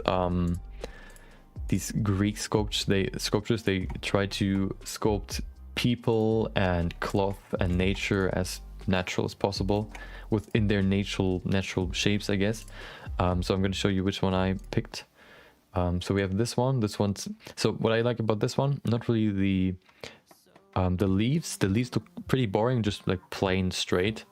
They don't really look very organic, but what you can see these berries in there, and you can also see how they're connected. That's what we also have to kind of take in or keep in mind. We have to connect them somehow. So we would either maybe have to put the wreath similar to the band, like some of the planets maybe. Okay, hold on. There you go. We could probably like put the wreath over here. Then we have to ask ourselves, how does it connect to the other side?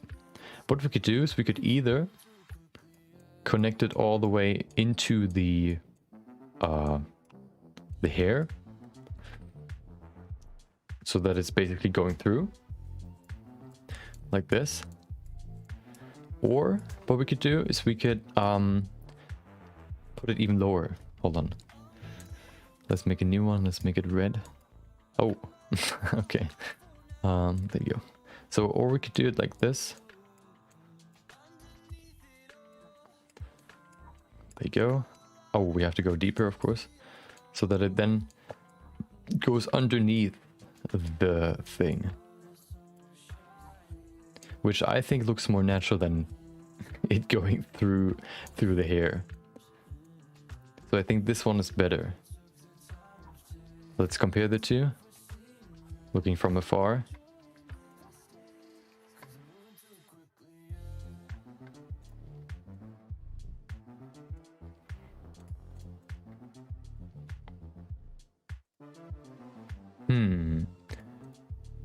Yeah, I think this one looks more natural. Or, I mean, this one's more believable if it's like connecting right underneath. Really? Okay. Maybe for a short second, is it still unstable? Looks pretty chill. For me, at least. Now we're back at 1.3% drop frames. It went back up like slowly.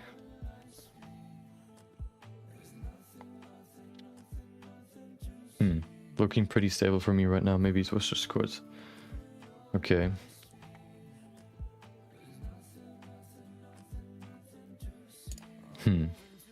Yeah.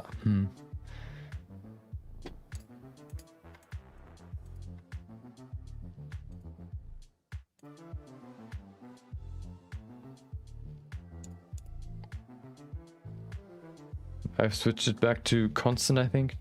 Maybe that helps a little bit. I don't know. Okay.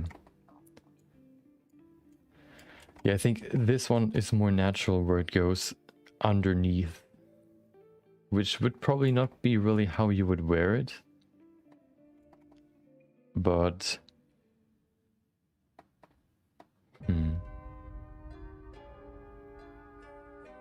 Although, I think that could work. Let's see the other one real quick.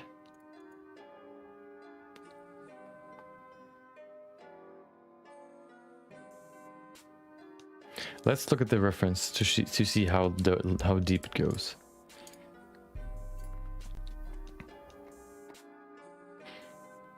Yeah, I mean, is there like a way I can just, I guess, reset the latency? I don't think so. I can just, I can't just like say like stop and then, I don't know.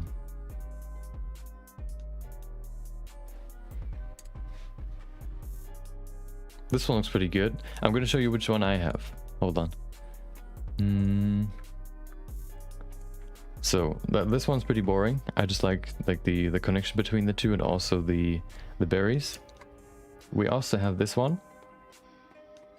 This one looks very, very weird. I just picked this one because I didn't really find any better ones at that time. So like the problem with this one is like you have the wavy edges, but the center is very, very straight, which looks kind of weird in my opinion. It looks like some sort of like metal, not really like leaves. Yeah, fat leaves. I think I have a few more, at least one more. So we have this one, that's a painting. This one's looking very natural. This one also goes very deep, so this could actually like work with this one. We have these very big leaves. That, yeah, just this one's the most natural, I think, and it may be the second favorite that I have. I have one more that I think looks even better, which is, oh, we have this one as well. This one is very natural in its shape, like the leaves look very, very natural. This one I like because of the shapes. The one before also has very organic shapes. So we can maybe use those for the inspiration, how we can model the leaves itself. But my favorite is this one. This one I think is, so the problem with the other ones is that they don't really have that much volume. They look very, very empty, which might be how these branches, these lower branches usually look like. They maybe have just like these few leaves, but I think it looks better if it's like a whole crown like this. It's similar to the Caesar statue.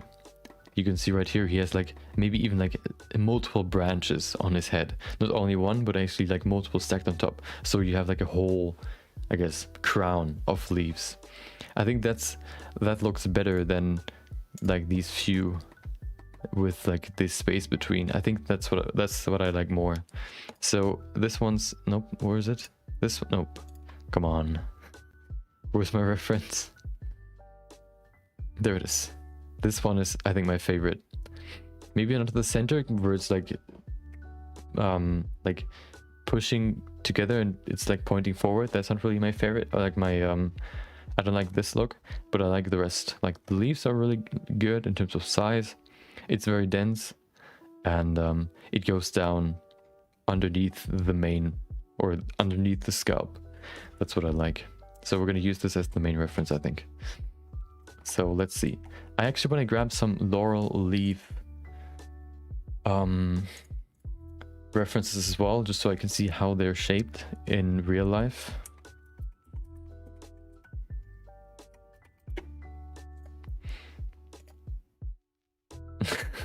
Are those...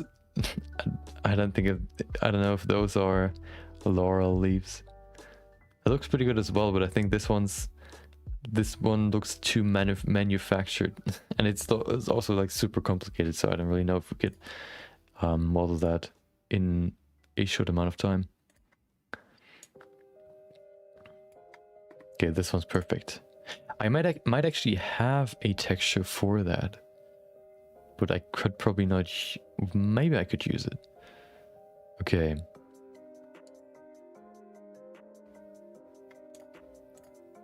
Well, this one's pretty small. Hold on. Oh, this one's better.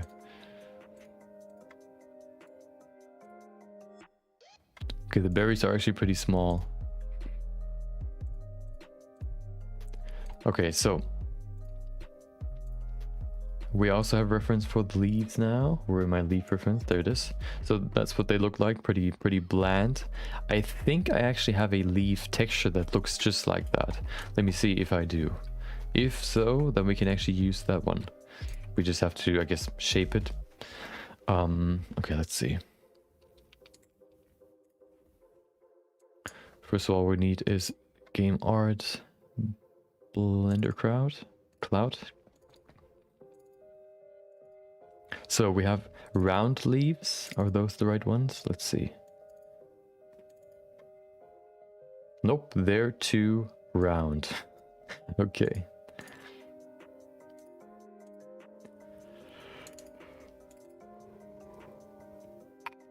Yellow leaves or just, I guess, flowers? No, hold on. What's that? Okay, nope, that's not what I wanted. We have a few more. Tree pink. Oh, no, that's not really. No. So all the tree models that I have are from Turbo Squid. So I'm just gonna quickly see if there's a laurel tree maybe, or it's just a tree that has leaves that look like laurel leaves. Tree. Let's see. What do we have here? Price free. There you go. Okay.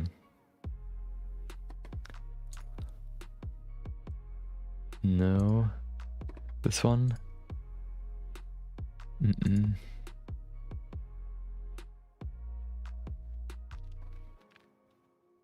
What is that? Oh, blueberry.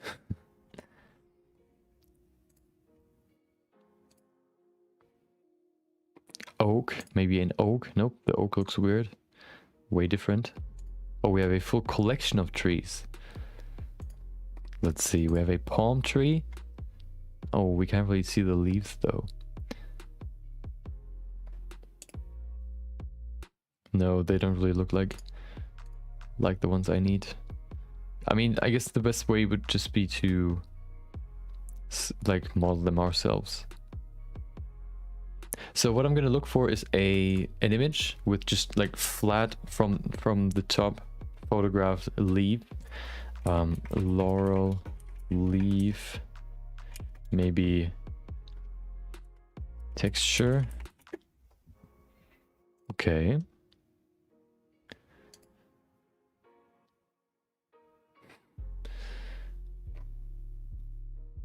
Well, that's all horrible. Oh, this one. Oh, it's so. Oh.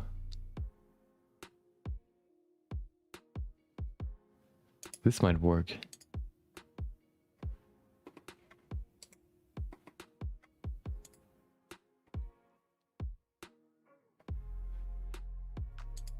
Wait, where am I? Oh, there it is. The resolution isn't that high, but maybe we could use it.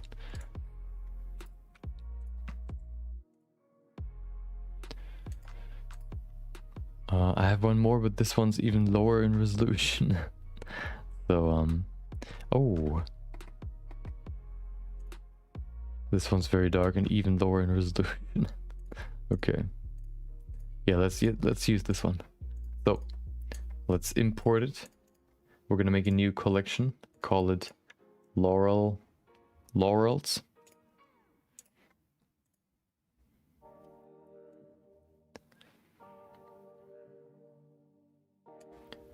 Hold on. There you go. Okay. So let's make a new collection. Call it Laurel Wreath. We need to use an image as plain. Where's my leaf? I need my leaf. Come on. There it is. Nope, that's the wrong one. This one. Okay. First of all, I want to separate this. Go to material preview. There you go. Look at it. Why is it so dark? I mean, so washed out. Probably because it's so bright. Hold on. Where is it?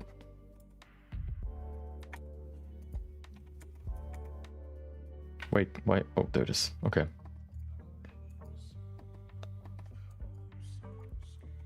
So if I would put this into the emission, we should have perfect color.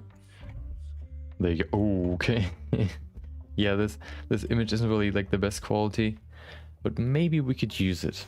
Let's see. So the only real thing that we need is maybe like the veins that go all the way out, and then yeah, the shape. So what we're gonna do is we're just gonna model the shape first. What I'm gonna do is I'm gonna go into front view, and then I'm gonna use the knife tool. Hello. Oh, we've got edit mode. There you go. I'm going to use the knife tool to put in some edges first, cut it out, and then we can give it some more detail later. Or proper geometry, rather. Oh, can I please move over there? Perfect.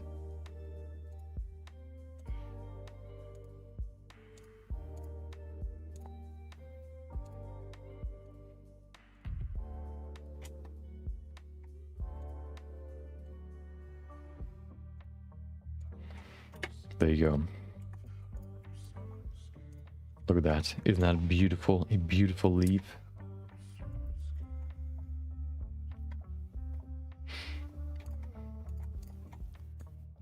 Okay. So, first of all, I'm thinking how we're gonna model them. How we're gonna model these individual leaves. I was wondering if we could use curves, but I don't really know if that's very effective.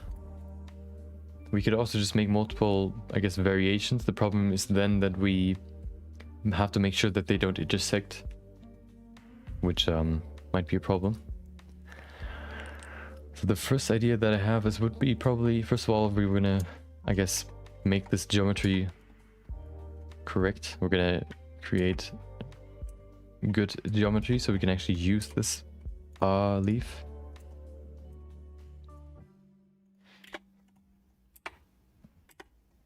Okay, let's see. I'm gonna add one more cut over there. Always trying to look for quads.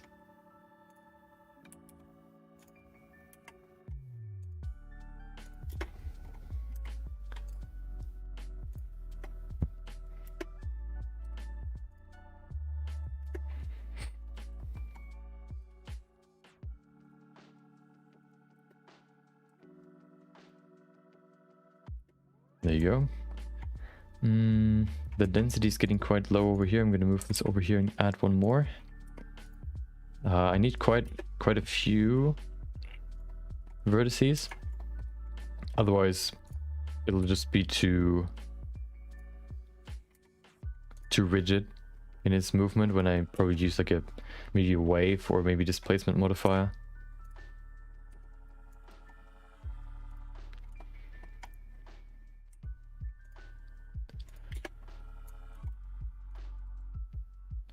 There you go. Two more, or a few more.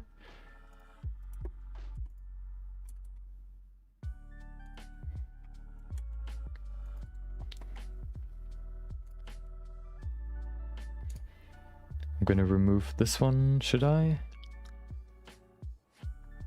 Okay, hold on, I'm gonna move this over here. Move this one down. Move this one down as well, so perfect. Okay. Make perfect quads, of course.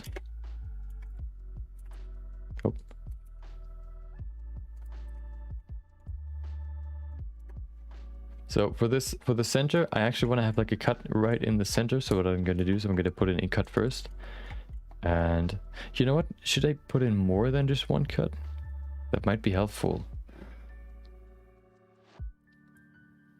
Oh. No, never mind. I probably need even more. So I'm gonna, okay. I'm gonna just add more. Maybe 3 should be okay. Maybe 4. Let's add 4. And then we probably need more. You know what? I'm gonna add 5. That's perfect. So we can connect this right there. We can also connect these vertices.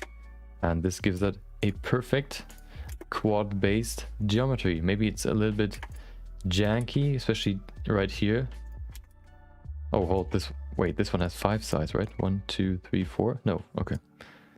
Yeah, this looks pretty good. Okay.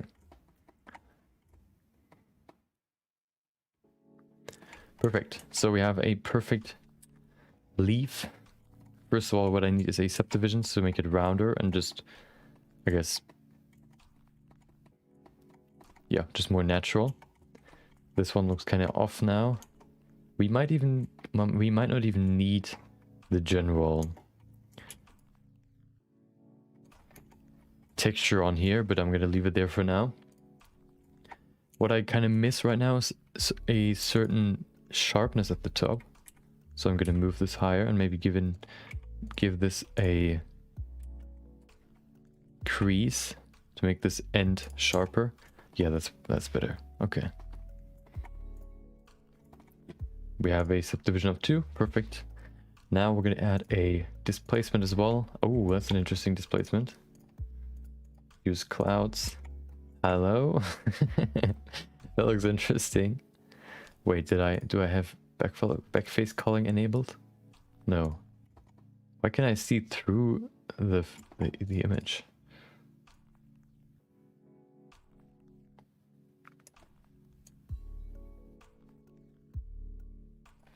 There you go. Let's reduce the strength. Look at that. Oh, that's way too strong.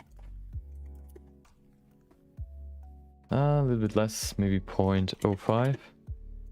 That's almost nothing now. We could also probably increase the strength.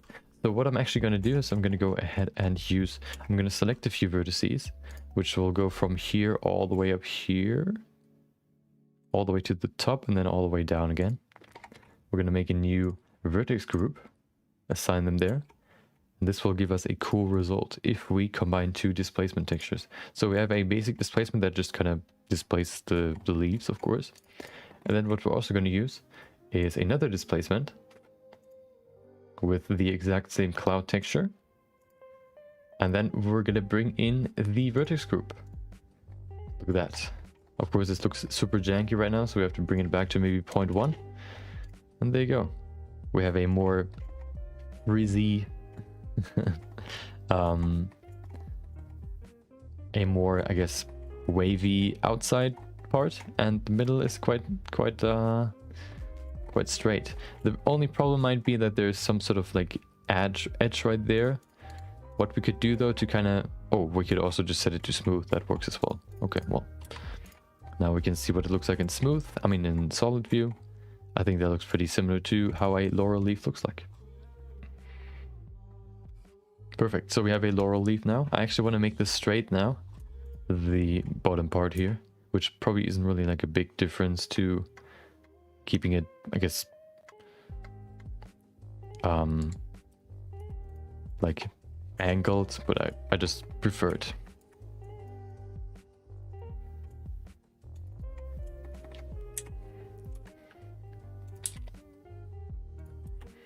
There you go. Perfect. I want to drink some water.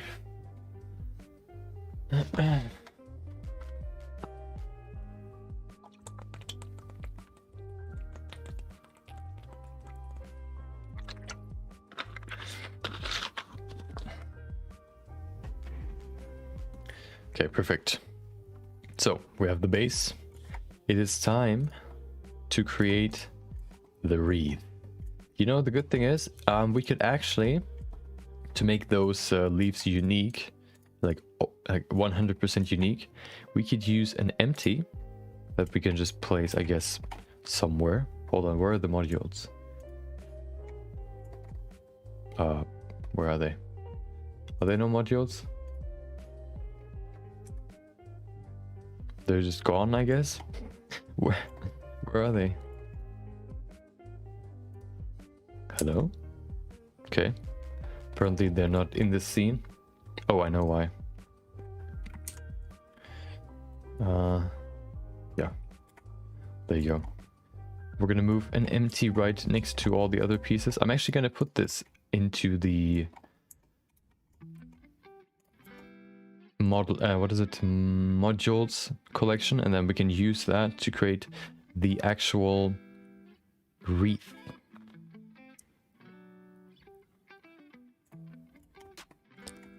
So we're gonna move it into the collection first. What is it called? It's called laurel leaf.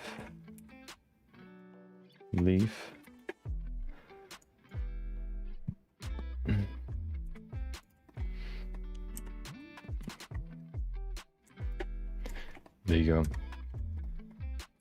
It's pretty big. I'm just gonna make it smaller so it fits right in line with the other ones. Perfect. Okay. So next up, oh, I want to make this I guess perfectly unique. The best way to do that would probably be to use oh, we have to add one more thing to the, like, to this object. We have to add in solidify. Otherwise it's just gonna look weird, just like two-dimensional. The thickness is pretty high though, so I'm gonna put it to maybe 0.03. Looks pretty good. It has some thickness, but it's not too thick, so it's the perfect thickness. We could probably also, hold on, that's what I want to try right now. So if we select these faces, create another vertex group, let's call it solid. We can then go ahead and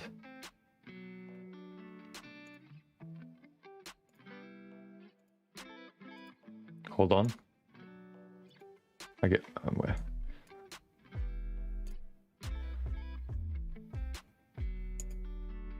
Okay, I saved my recording.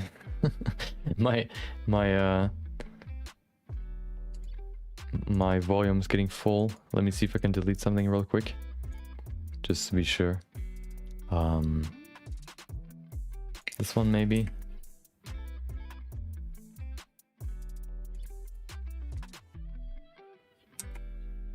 Yeah. Okay, perfect. Yeah, that should clean it up. Whoa. Okay. Maybe not. Hold on.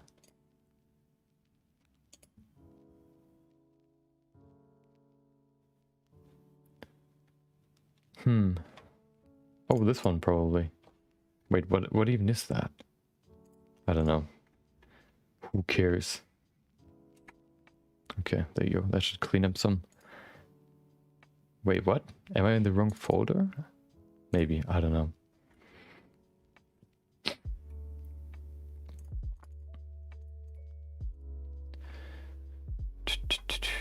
Okay, hold on. If I don't have enough room, I cannot continue. So hold on, let me see if I can change it somehow.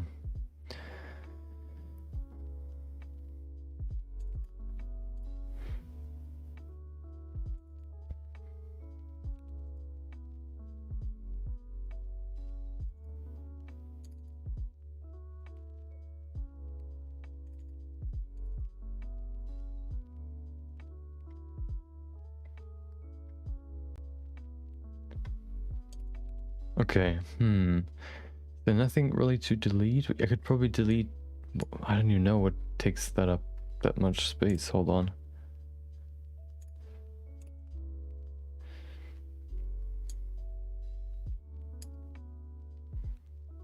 You know what? I think I'm gonna delete GTA so I have some more room.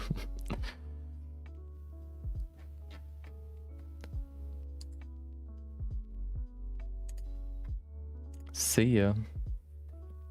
Okay, hopefully that this one was actually on my local. Yeah, okay, perfect. 50 gigs more now. Perfect. Okay, let's continue. Okay. Perfect. So, oh yeah, we wanted to see if we can make this the start of the leaf a little bit thicker, because it's quite thin right now. We're probably not going to see it in the end anyway, but I kind of want to do it. So I want to make this thicker. What I need is a solid vertex group.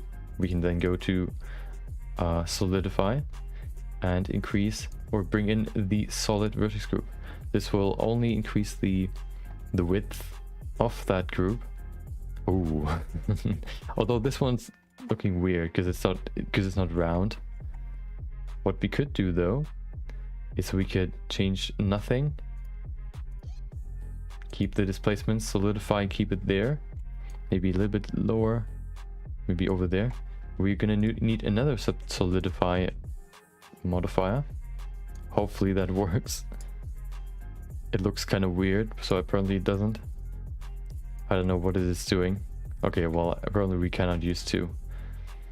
So I guess we're just gonna leave it flat then. Isn't really like a big deal, but it would have been cooler if there would actually be if this part could be thinner. I mean thicker. Okay, perfect. So to make it unique every time, we're gonna use an empty. We're gonna spawn it here.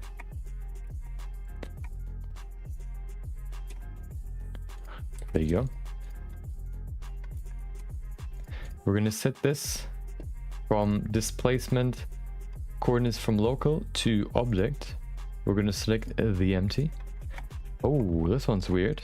I guess we have to apply the scale. Okay, this one's even weirder now. I guess we have to change the texture a little bit. Hold on.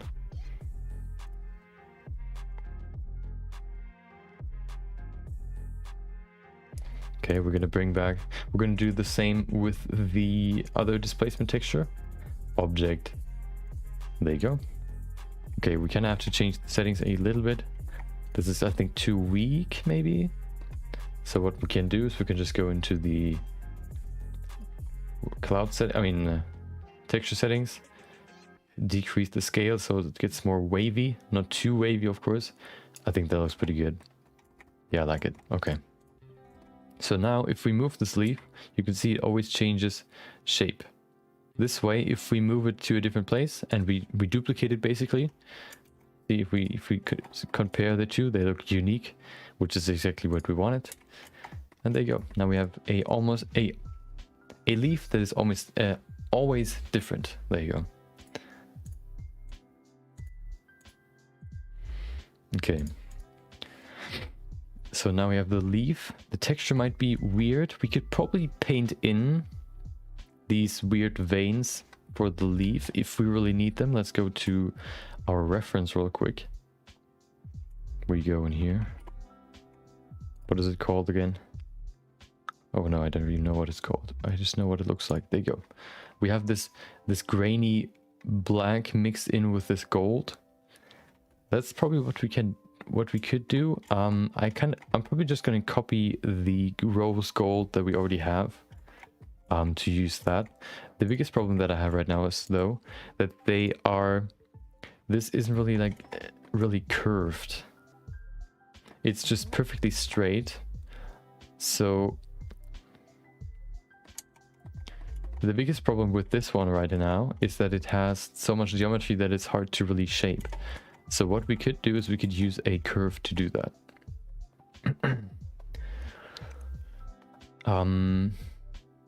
Can we? Yeah, we can. Hold on. Do I remember right? So if we use a curve,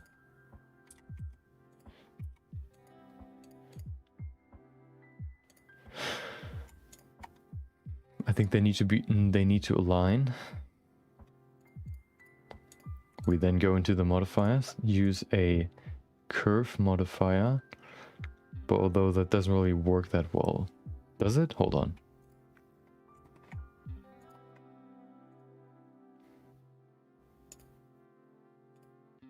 Oh, look at that. So now if we shape the curve, ooh, we can see the leaf shapes according to the curve shape, which is exactly what we need. So, of course, it doesn't need to have like these crazy deformations. So if we put it all the way back here, we can, for example, see that it gets like this sharp edge right there.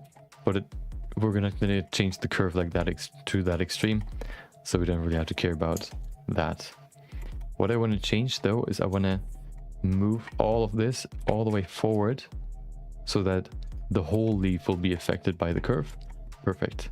The problem that I have right now is that it's weirdly rotated.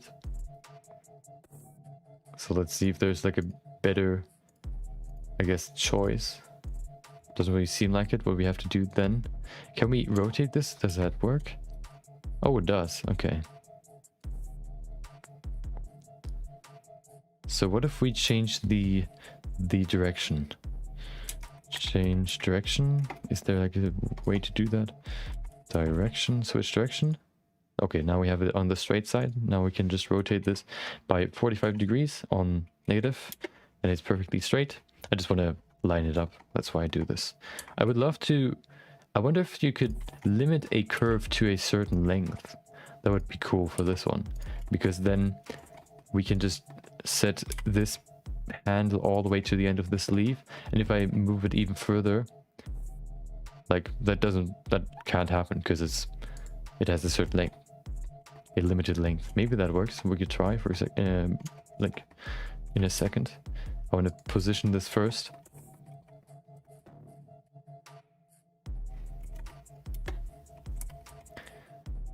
There you go. Place it right on top of this pivot point. There you go. Move it forward. No, we have to rotate it. 180 degrees. There you go.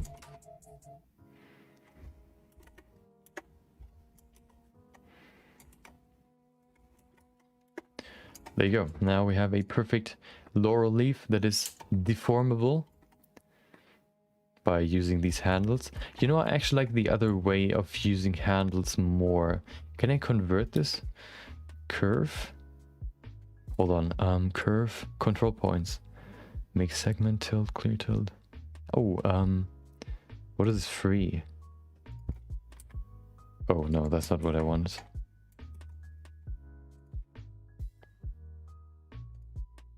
Automatic? What is that? Okay. Okay, hold on. Vector? What does that do? It's the exact same. Or almost. Aligned? Nope.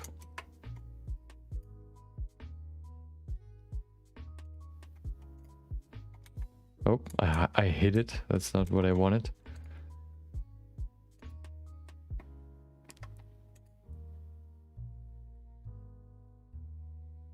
Hooks? Oh, okay. I don't know. I'm just gonna leave them there. I think they work as well. Okay, so can we... Okay, I want to see if I can limit a curve to a certain length.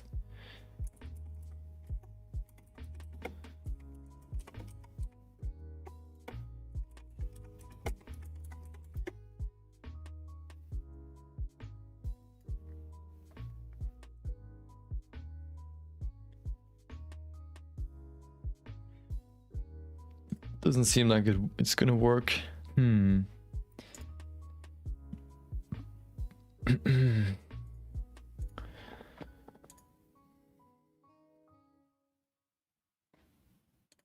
Is there some sort of constraint maybe? Maybe a certain curve constraint? Wait, is there like... Hold on, what if I go ahead and move this? Oh, hold on. Is that the Z-axis? No. This still works. Only if I would try to scale it on the Z-axis, it doesn't work. And I can't change the control point.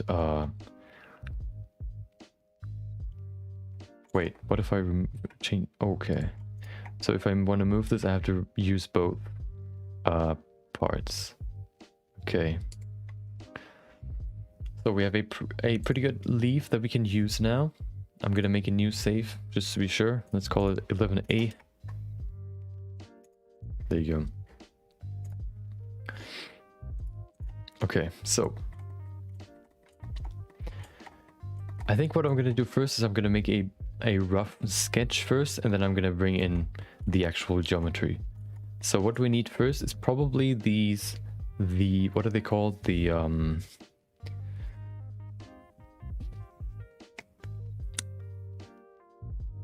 you know, the branches where the leaves are attached to. We could probably just use a curve for that. So I'm gonna just quickly grab a curve. We could probably use a path curve for this.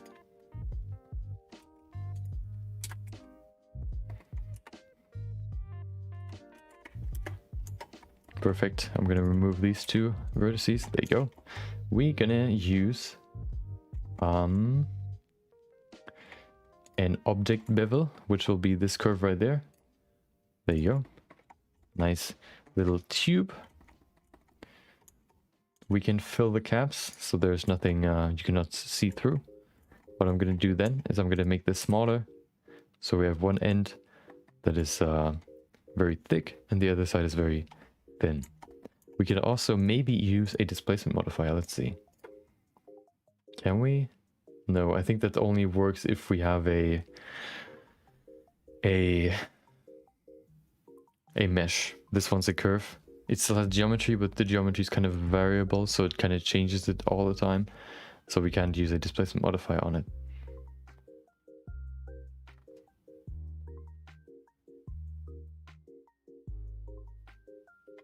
Okay.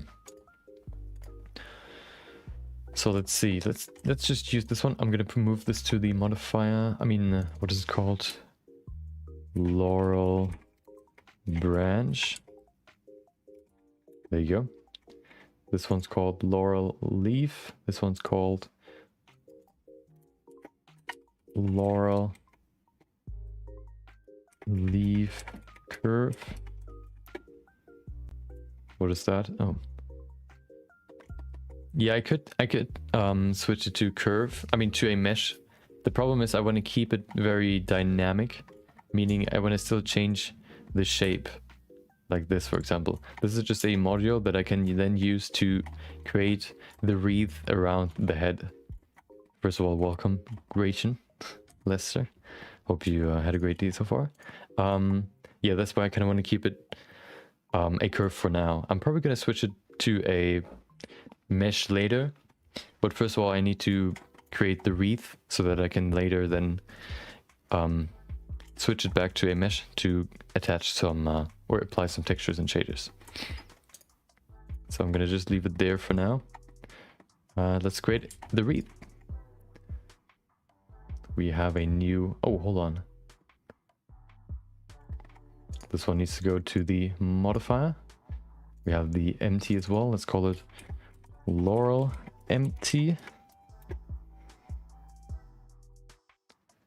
The branch can stay there, the curve, there you go, okay. So I'm gonna create a base with the branch, just the basic shape, and then we can attach some leaves. I'm still wondering if there's a technique that we could use to maybe duplicate the leaf, but then I think it's gonna look too manufactured or too artificial. So I don't think we can use any like particles, for example. Okay, so let's see.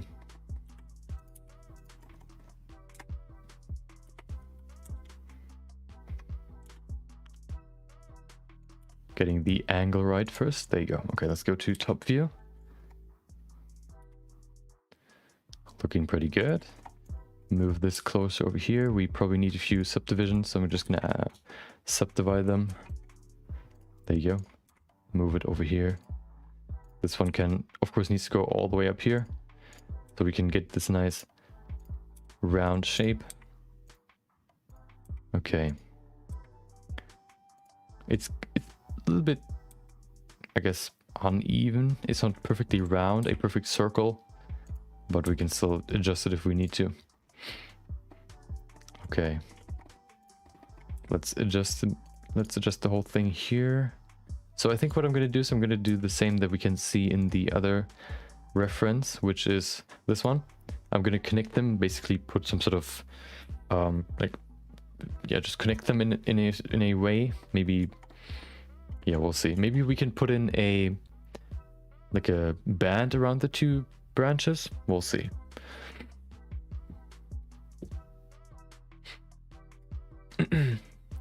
Yeah, I saw that. I think the what is it? His live stream where he showed off how he made it was like 13 hours long. Pretty crazy, just showing off his whole process. I didn't like. It's pretty crazy that he can like even just remember what he did the whole time, or he exactly knows how he can recreate the scene. Maybe geometry node could work. Yeah. The problem then is what I want to keep.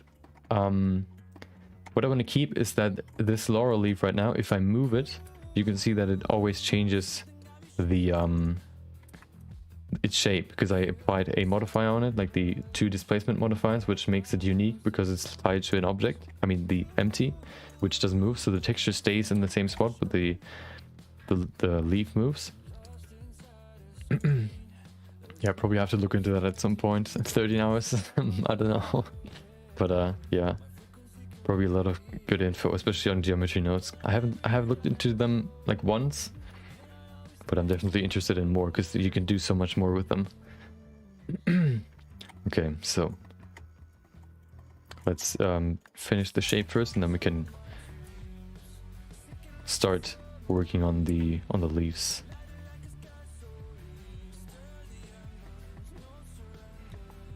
So we have 2 variations. We can either do them disconnected in the center, or we have like the whole circle, I guess, that we have, that we can see in Caesar's. Can we? Oh no, they're just basically, they end right where they connect. I think that's the best way to do it. So we have to put this very close to the model. Move it over here. Perfect. So this one's pretty close already. Perfect. Then up here, we probably need one more cut right there. I mean subdivision. This might be too much, but maybe if we push this down, we can get a smooth circle going, or curve. Of course, it's kind of organic, so it doesn't really need to be like perfectly round. I think that looks pretty good. Yeah, that's pretty good. Okay. So we have one side, let's do the other one, and then we can connect them in the center here. Can we just scale it? I mean, yeah. There you go.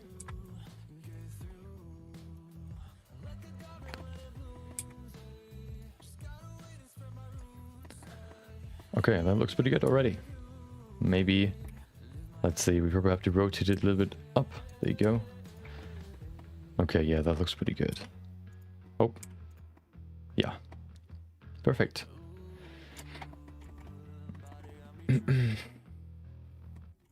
I think that's a good start. So now we have to see how we can connect these 2 pieces. So is there some sort of reference that I have? So we have this painting that you can see goes shows the back as well, but you can't really see the connection. That's the problem. I think the best, I guess, viable way to connect the 2 pieces would be to create this this knot in the center, or we could just use some sort of some sort of band to connect the 2 pieces. But I think I like this more because this is more natural. This looks more organic, which kind of fits to the whole theme. So that's what I'm gonna do. We probably need a few more here. First of all, there.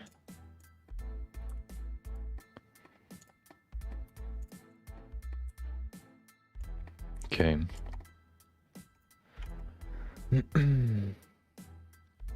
So I'm gonna grab a reference for a knot real quick.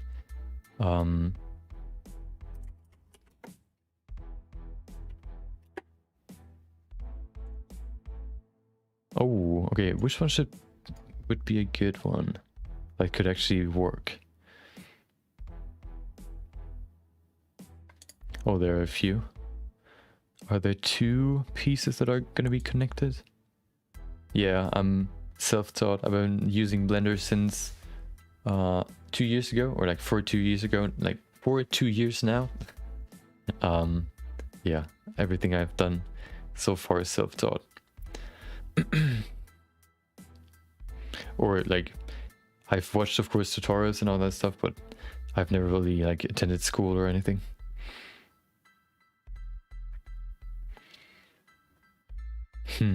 Hold on, not 2 ropes. I'm guessing you use Blender as well. Have you looked into geometry nodes a little bit more? They, I think, have like super, like a lot of potential. I just don't really know yet, because I haven't really worked with them that much, whether or not they're similar to nodes, or like to shader nodes, where you can do basic stuff very easily, but then if you want to go very deep, you have to do like mathematics and like equations and all that stuff. So I don't really know how knowledgeable you have to be to really use geometry nodes effectively. Oh no. So we could probably use this one, like this sort of connection, and then we're going to add a band in the center as well, just to make it more believable that they actually stick together, because right now they just like, I don't know, it doesn't really seem like they would stick together if you would do this not in real life. Okay, so we have to make some room over here to fit the other one through, like a small little hole right there. There you go. And then this one goes underneath. No, this one goes on top. There you go. Maybe we could push it a little bit further into the center, right there. And then this one goes underneath and goes, oh, I have something in my eye. And then it goes all the way there.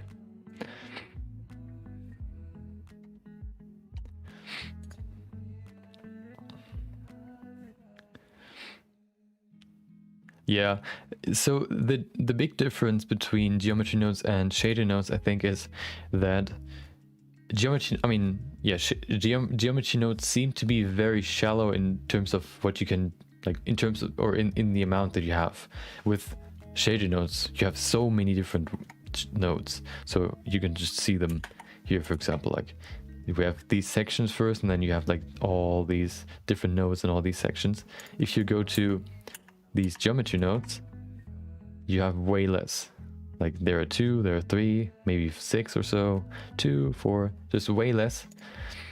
But I think you can just do more with them, because like if I guess the presentations or like the demos that I've seen, like, look super crazy, like these adjustable trees where you can decide how many branches they have, how long they are, how big, how wide they go. They dynamically change the leaves, how they connected to the branches. Yeah, it's just crazy. So yeah, that's definitely a part of Blender that I want to look more into. Maybe we're gonna do that soon. I don't know. We'll see.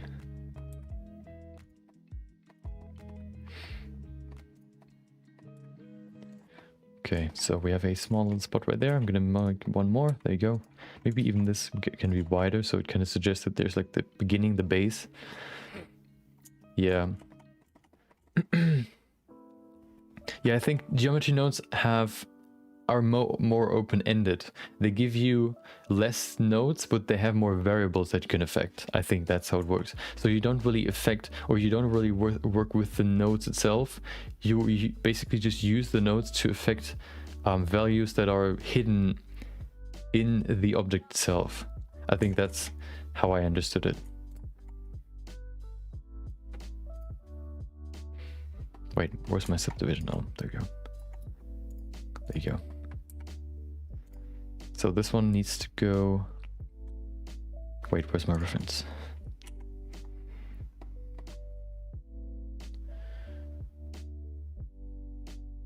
Oh, I know why.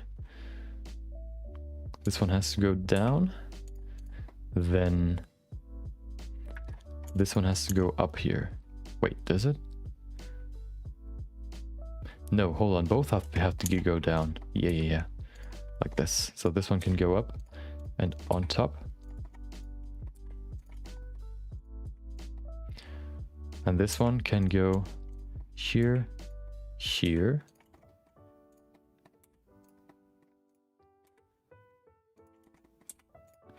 And then in here.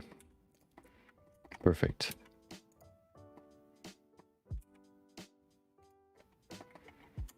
Pretty rough right now, but I think that's pretty good. As a, like, for beginning, maybe we could make it more compact because it's quite big right now. Hold on. Maybe we could push it further together. This one as well.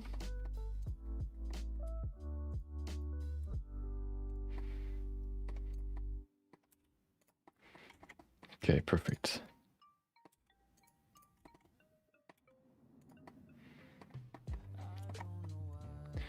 It's a little bit off center, but I mean, I don't really mind it. We could probably push them a little bit closer to the head though. There you go. Zip.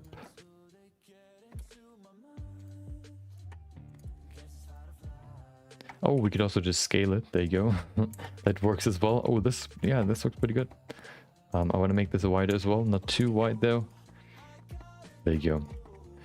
So I think what I'm going to do after I've converted it into a mesh, I'll probably have to fix the cap right here, because if I displace it just how it is when it's converted, I think it's going to disconnect the cap, so I can have to connect it. But then yeah, I'm going to put in a displacement modifier to make it look more natural. Okay, so we have the branches, they're connected. Oh, we could also put in a band now.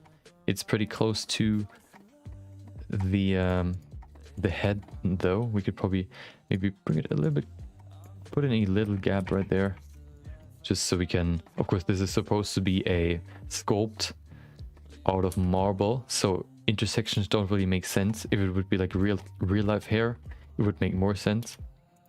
So this is probably better. There you go. Or should we even use a band? I don't really know.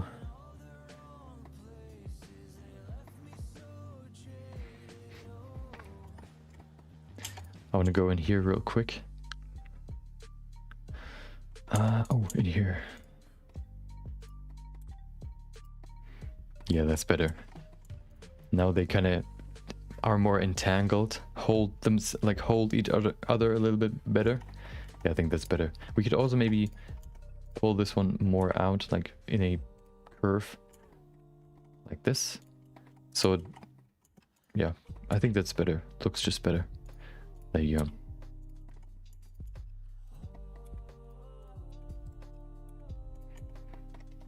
Yeah, I think that's cool. It looks a little bit like some sort of cable or some sort of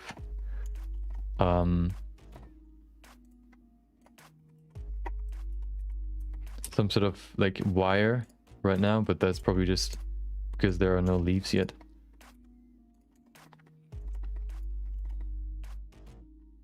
Maybe we could even pull them up. Let's see what that looks like. I think pulling them up looks better because it kind of accentuates the shape of the wreath like that. Yeah, I think that's better. Okay, perfect.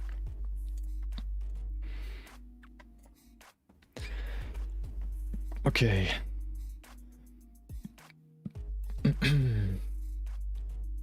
You know what? We could try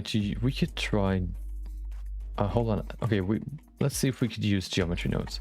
So I'm gonna try using them first with a sphere. So, okay. Make a new one. There you go. We first of all need an instance. No, we first of all need point distribute. There you go. Random, okay, density. So okay, I have to go back in my brain and remember how this works. We need an instance as well so we can assign the leaf to the particles, which is in point instance. Is it before this? Let's see. Object leaf. No. Afterwards. There it is. Oh. Okay.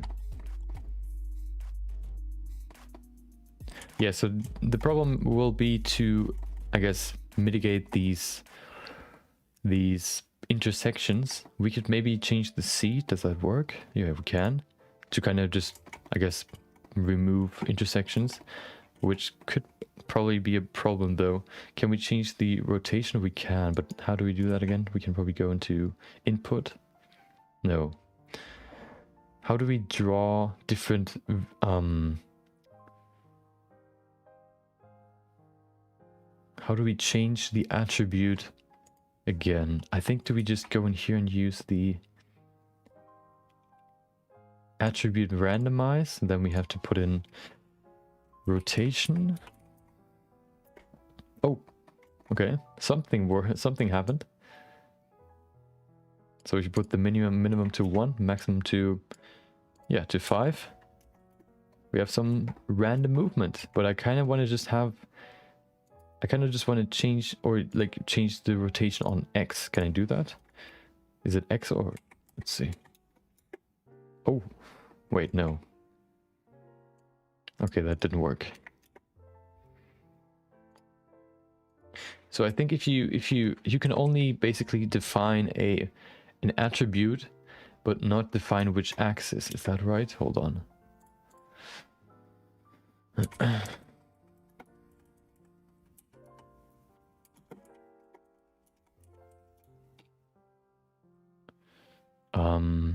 Geometry nodes. What is it? Oh, change X rotation. Oh, how to randomize rotation and just one. Around just one axis.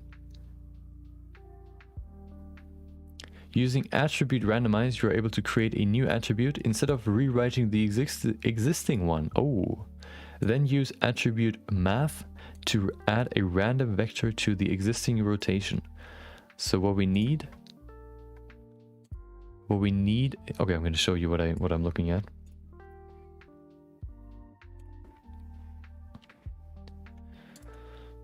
We can see, oh, this one. We need point distribute, so we add the points to the mesh. Then we need attribute randomize, which attribute add rotation. Oh, so you can create your own variables. But how do you know?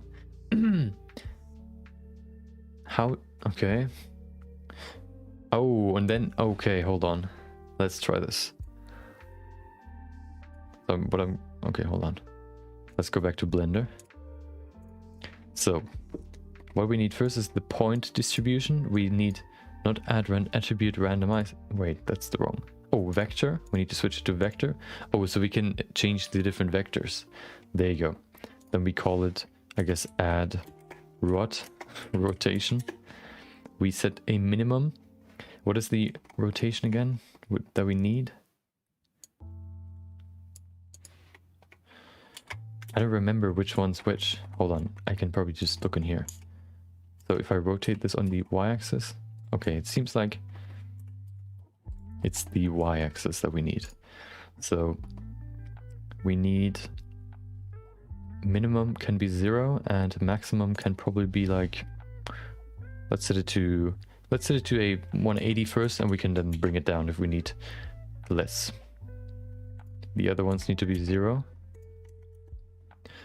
Then we need point rotate. Oh, okay. Not point instance. Wait, we need point instance as well, but we need point rotate first. There you go. We switch it to attribute. Ah, okay. Because we want to change an attribute, not the vector, which would be an axis. Okay. Now I'm learning. Okay. Then the rotation will be at rotation. There you go. Do we change any settings? Euler object. Okay. And then if we change this back, we can see the rotation gets less and less. What we need is not the y-axis, we need another one. So we have to bring this back to 0. We need probably the z-axis. There you go, perfect. Let's set this to, 1. I think 1 should be even enough. Yeah, okay. So, okay, perfect. So we have a random rotation. The problem is now we could probably use the leaves now on here. What I would do is probably put in a torus around this branch to add the leaves onto. Now my question is, how can we define the direction? I mean, we could probably try first, I guess. Let's try it. So I'm gonna add a torus first, just so we can add the leaves to the branches. Where am I? Okay.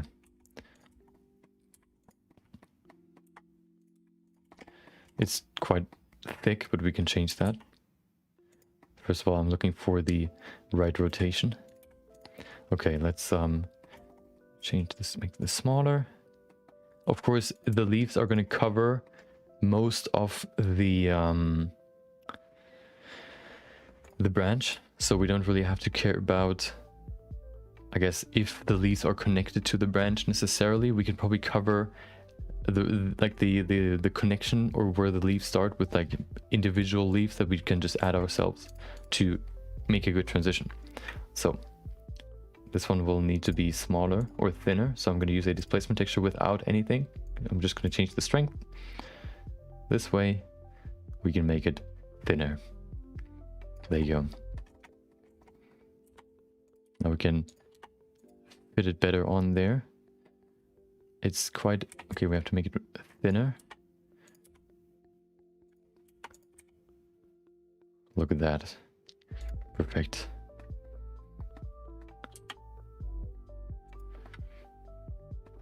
We could probably shape it just like the branches. We can just... oh, let's apply this. Okay. I'm gonna keep it very close to the actual branches, just to make sure it's actually precise.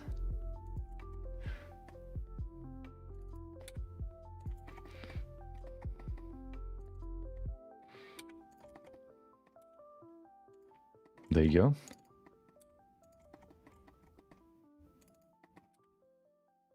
Okay.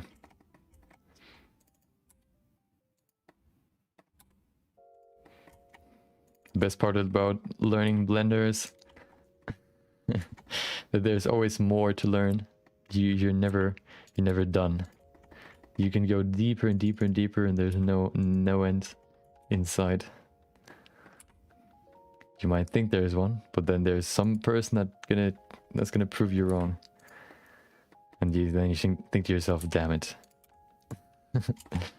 There's even more. There you go. Okay, so this looks pretty good. Okay, let's see if we can apply the same geometry nodes. So there are no leaves. Why? Oh. Do we have to copy them? Are geometry node setups only on one object at a time, I guess? Can we copy them? Doesn't seem like it. We could copy materials, but that's not the material. So we can probably just make a new one, just copy it. There you go.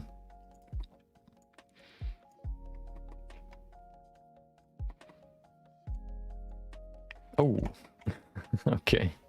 Hold on, I'm gonna go back to setting real quick.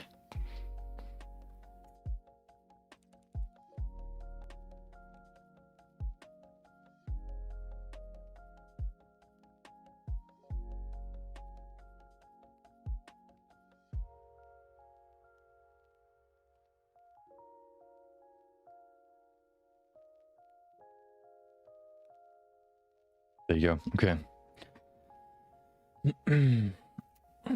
Okay, let's see. So, how can we, I guess, adjust the rotation so that it's following the flow of the object?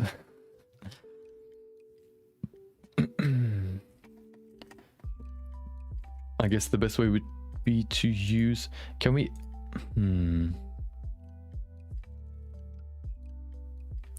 I want to see if we can include the normals in the rotation.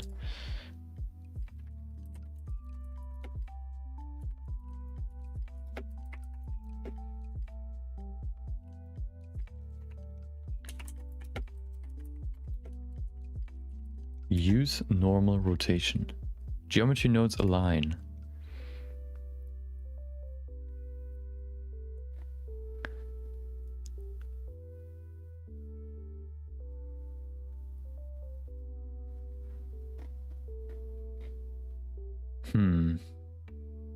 Oh, the align rotation to vector node rotates the point of the plane object according to values you enter in there. Okay.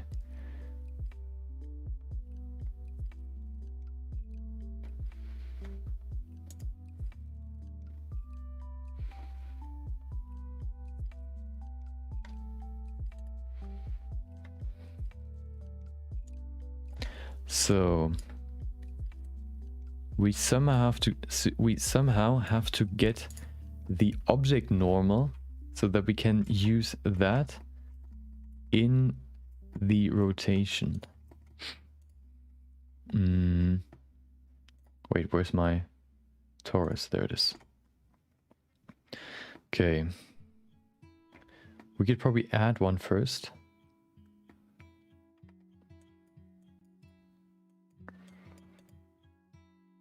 So we're going to add one more, which will be called add rod norm.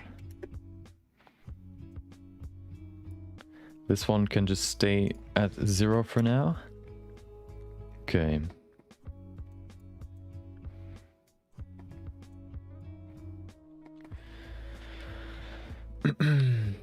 We need another point rotate, set it to attribute, which will be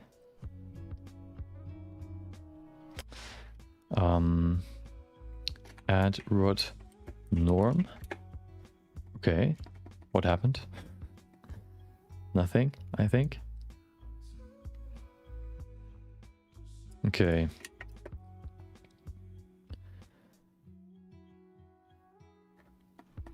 Wait, do we have to rotate them? Hold on. Transform. No, I don't want to change the geometry. Point. Translate. What is translate? Okay.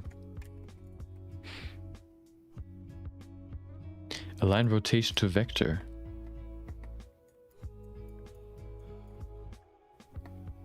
Oh, no. X, Y, Z. We don't need that. We need... This one looks pretty good. Pretty promising. Although... Yeah, hold on. Float attribute. No, we don't need attribute. We need float. Vector.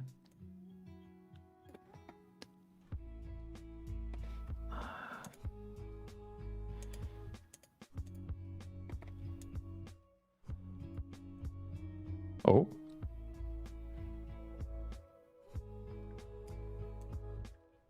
Hold on.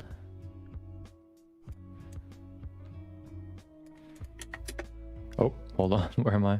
There you go. We're getting there. We're getting there.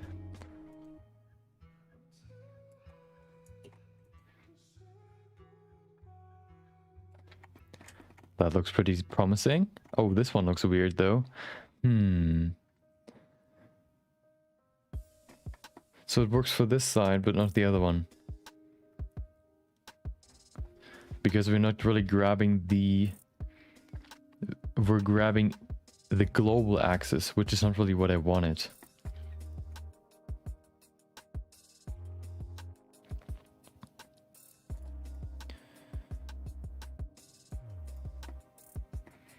What if we use object info? No.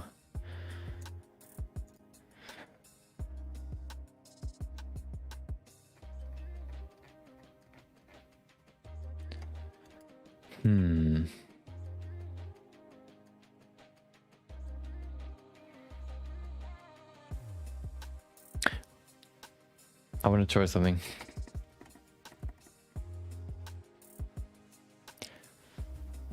The color ramp to adjust the fall off of the transformation. The problem right now is that it might work on this side, but because we use the global axis, so we use the what is it? What do we define?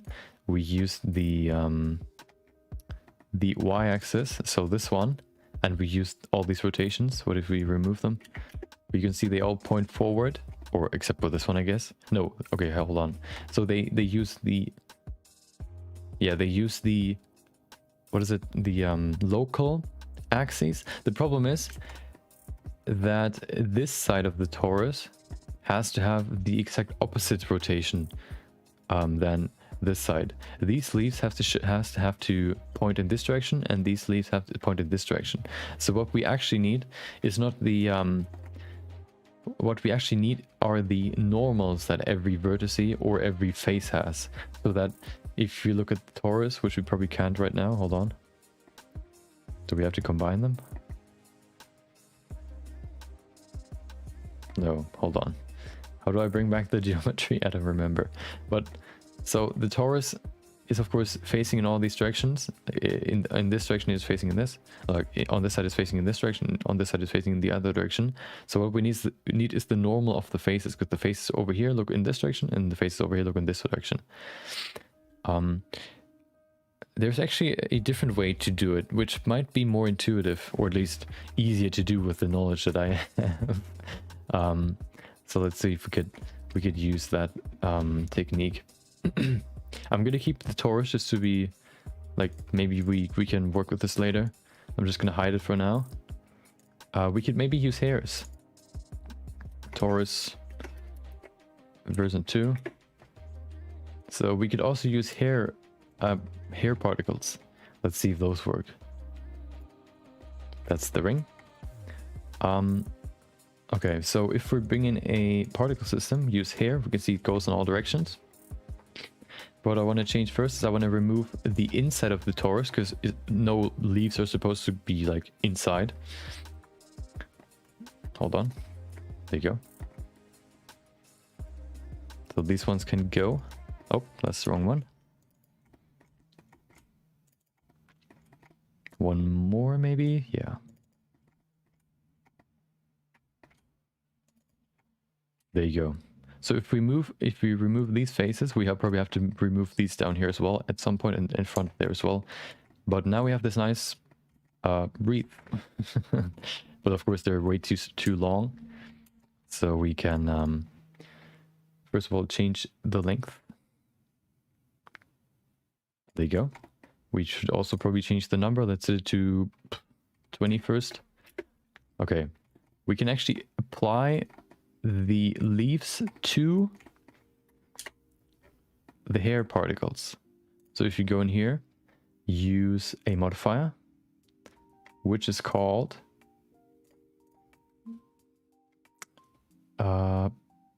particle instance. We select the torus. Hold on, let me just select it. Torus version 2.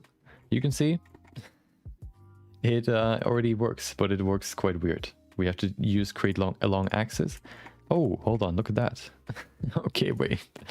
Yeah, we have to do a few adjustments first. First of all, we have to do is we have to align the, what is it? The pivot point. The leaf is as well. Hold on. So first of all, what we have to do is we have to remove the, what is the sphere? Oh. I can't even see where my leaf is now. Oh, there it is. No, there it is. I'm gonna hide the sphere as well. Okay. So we have to align this object with this one right now. You can see there are a few leaves right now, but of course they're very, very distorted. So we have to do a few adjustments. I think the first part that we have to do is we have to apply the scale with this one as well. Oh, there it is. And then we also have to unify the pivot point. So I guess the best way to do that would first of all to be to duplicate this. Oh, okay. Then we say apply location. We do the same with the wreath, and I think that should work. Nope. But I think we have to do a few more adjustments here. Keep shape isn't really necessary, but no, not keep shape. So how do we okay, this modifier is quite weird. I'll try to make it work. Maybe we have to apply the location as well. Wait, that's already what we did. Maybe this rotation as well. No. Oh, hold on. Okay.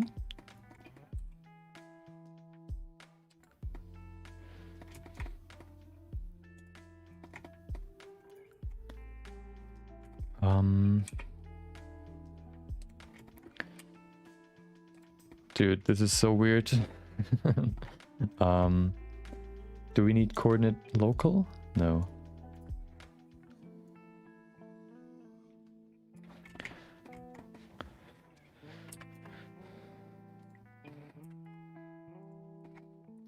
I can't remember.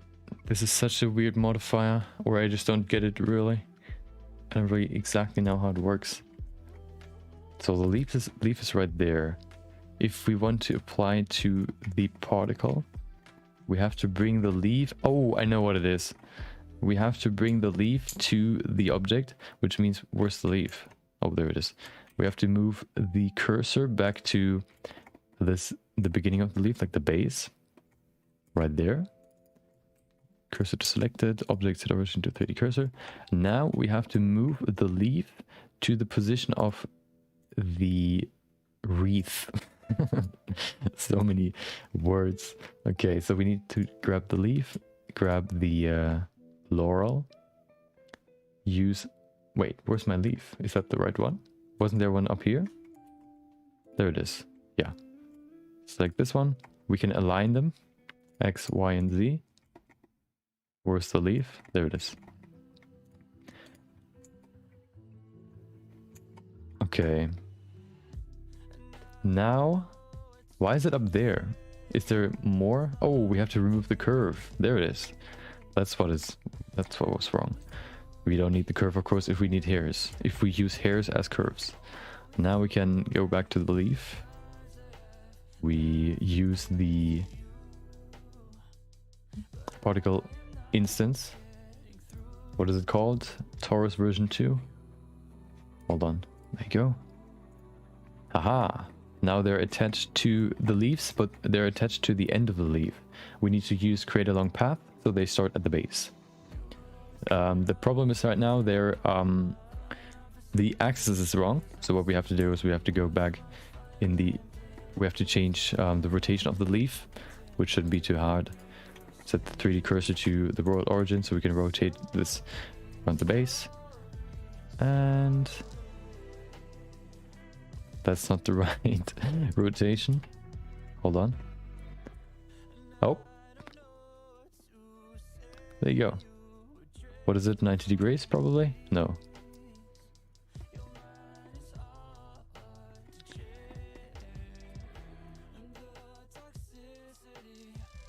That's the max, roughly.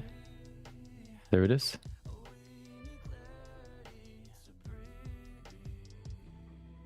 There it is.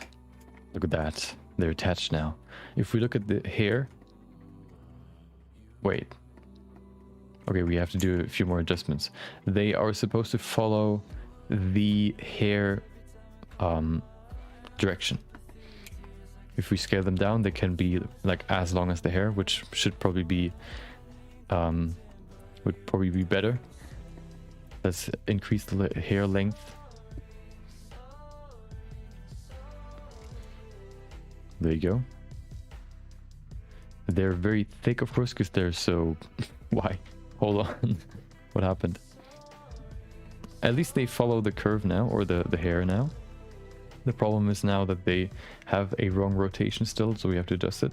First of all, what we've changed though is the thickness. Let's remove them for a second so we can actually see what's happening. Solidify is off.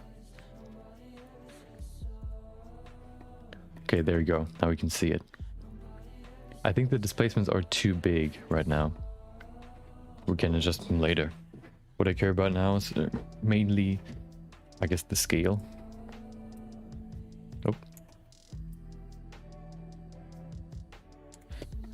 Are they rotated in the right way? No, hold on.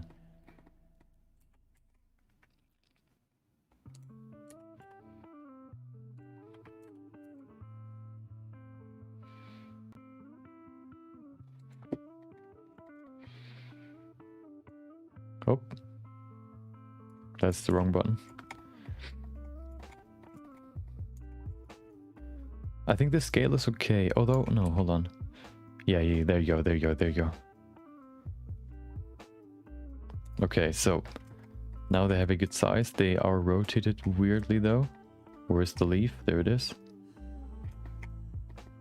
I think I have to rotate it over here. Is that right?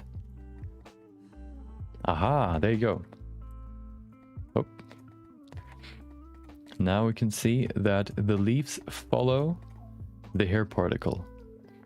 And now if we brush the hair particle, the leaf will follow the, I guess, yeah, the hair. We could also simulate that using some hair settings.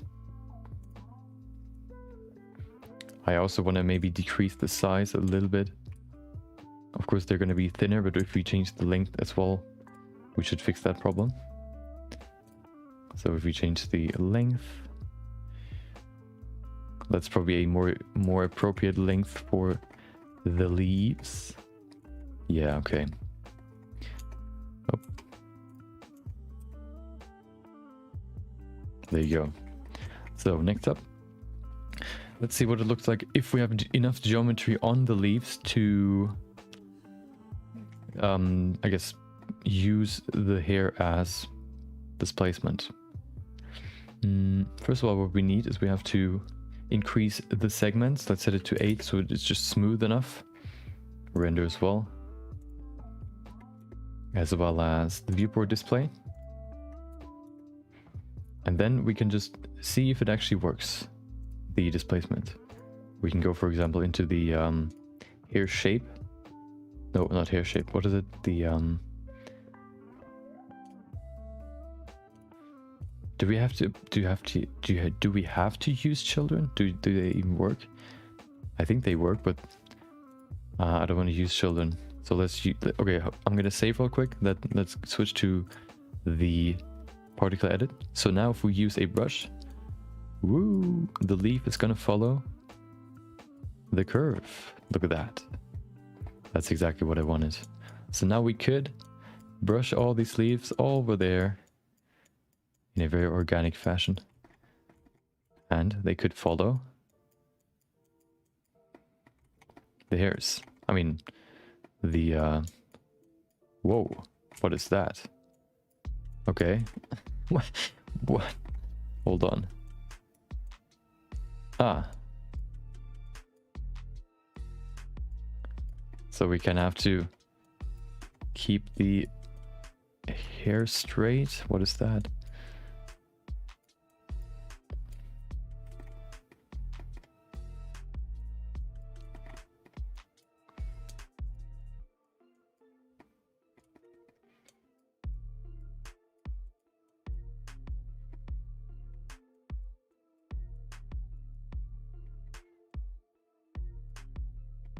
The problem with hair particles, with using hair particles for this sort of arrangement, I guess, would be that we can't really affect the rotation of the hair. But I don't really know if that's necessary. So I want to go back. I want to revert all these settings or all these changes. So we could maybe make these, we could maybe remove these very small ripples in the leaf using a smoothing modifier. Maybe, we'll see. Okay, we can't go further. So I guess we have to create a new hair particle system, but that shouldn't be like a big problem. Oh, we can just delete the edit. There you go. Okay, so actually I want to go back. I want to see if we can remove these ripples if we just change the rotation of the hair. Where is my, I mean the leaf.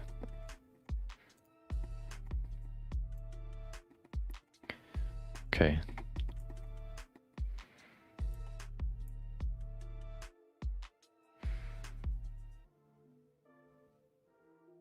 It seems like it's working, but yeah, we'll see. So, let's delete the edit. We need more leaves, and also I want to remove them back here. So what I'm just gonna do is I'm just gonna use a vertex group to do that. I'm gonna exclude these vertices from adding here, or I guess, yeah, adding here. The same goes for these two, or these few. There you go. Make a new vertex group. Call it density assign. There you go. We need to go to the hair particles. Need to go to vertex groups. Density, density. There you go. Oh, we have to invert it so that they're not going to be used. Instead of them being the main or the only vertices where hair can spawn. Okay, hold on. I'm gonna drink real quick.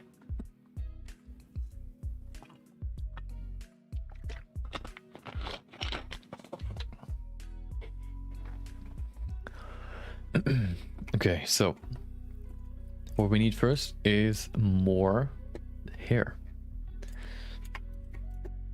Oh, okay.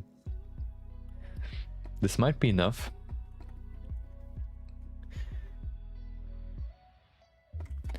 I think the length is okay as well. What about the source? Volume? Okay. Maybe volume could work as well because it's closer to the original branch. Is there a rotation setting?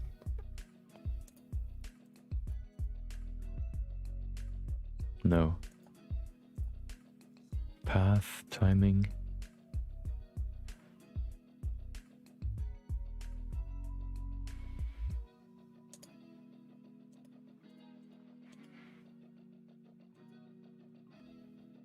Okay. I guess we just have to brush them into shape.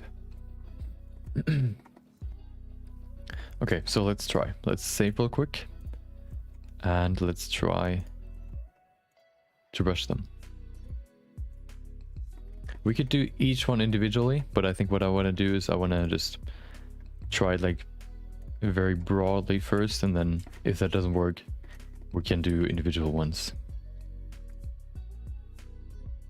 Getting quite laggy now.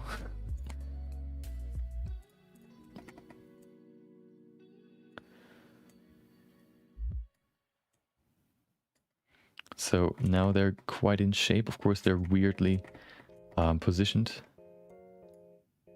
I think they all should point up. So I'm just gonna pull them up now. Wait, are they all pointing up? Hold on. Okay, partially. You know what? I'm gonna pull them up first, and then we can still change it.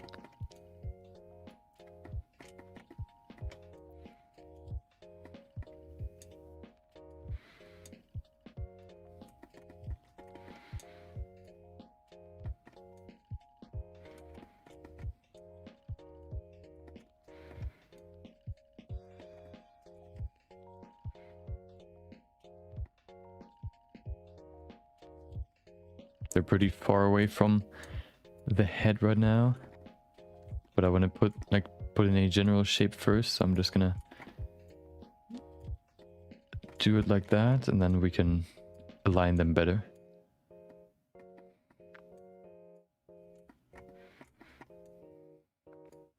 There you go.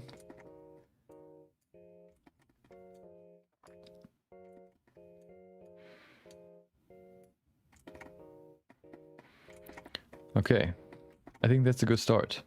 Of course, the leaves look kind of weird right now, but now we can go into some more detail by going into, what is it? Selection mode, point select mode. We can select individual hairs that we wanna, I guess, adjust. We can use the, oh, that's the wrong button. Wait. We can add more vertices to the selection, so we can only affect these hairs.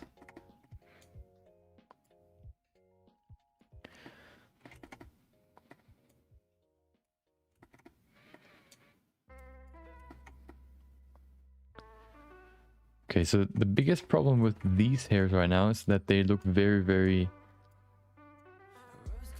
thin. That is probably because of the rotation of the hair. The problem is I don't really know if we can affect the rotation that much, except for pulling them down, which works. I mean, if that works, then I'm gonna take it.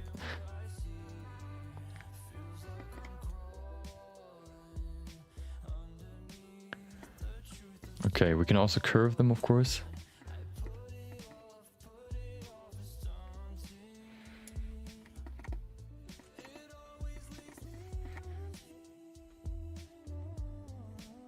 What we can also do is we can go ahead and set the setting from, like, change the tool settings. Yeah, so okay, let me try a few settings now. So now we've changed, like, we have some pointing up. They are also kind of thin. So what happens if we change the leaf's rotation? The leaf is pointing in which direction is it? In this one, okay. So I'm just gonna rotate it freely real quick just to see what happens. Okay. Okay, so what if we rotate it on the y-axis? That helps. Ah. So the problem right now, as you can see, is they get this weird frizz around the edges. What if we rotate it in the other direction? Yeah, that works, but it... Now they're wrong here. That's the biggest problem with using hair. The problem with hair is you can't really affect... Oh, hold on. Let's go back to object mode. I have one more idea how we could affect the rotation. What we can do is we can select one of these leaves. We can then change an option, which is preserve a root. What is that? Ah, preserve root position. Now if we move the root, we can see the rotation changes as well. So maybe if we can move it in the right direction, we could actually rotate the leaf so it points in the actual direction that we wanted to point. Oh, look at that. That's exactly what we wanted. So maybe we can just do it like that. Now we can just move it anywhere and change the rotation as well. There you go. It has a weird deformation over here though. That's the weirdest part right now. Hold on. Ah, no. Is that just the leaf itself?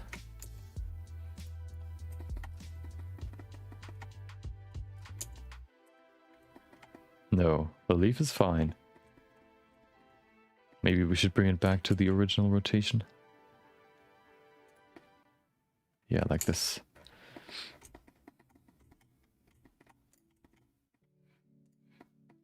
There's this weird deformation in there, but I don't know where it comes from.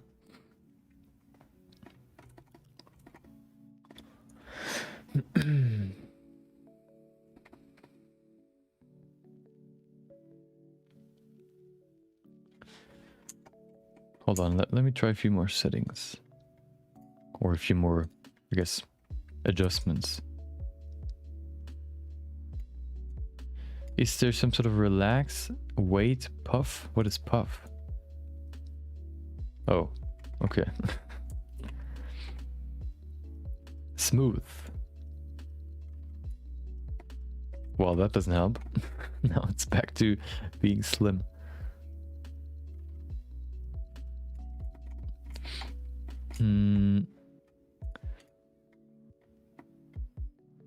Yeah, the biggest disadvantage of using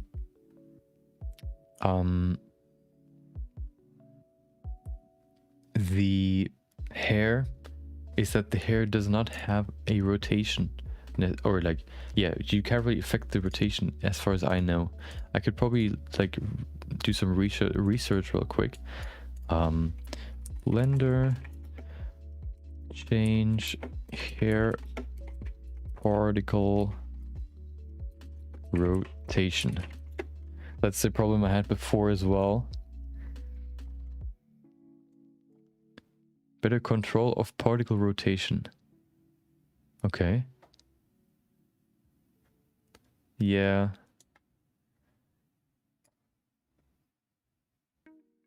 Hair can be quite finicky to work with. The good thing is it's very intuitive and very easy to use. And if you don't like the adjustments that you've made in the particle edit mode, you can, I mean, you could delete all the edits and go back to this. But let me see if there's a way to change the rotation. Hold on. Is there a modifier? Particle system? Oh, that just adds a particle system. Okay.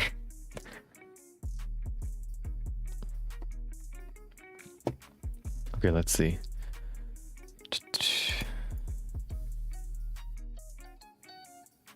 Edit hair strand rotation.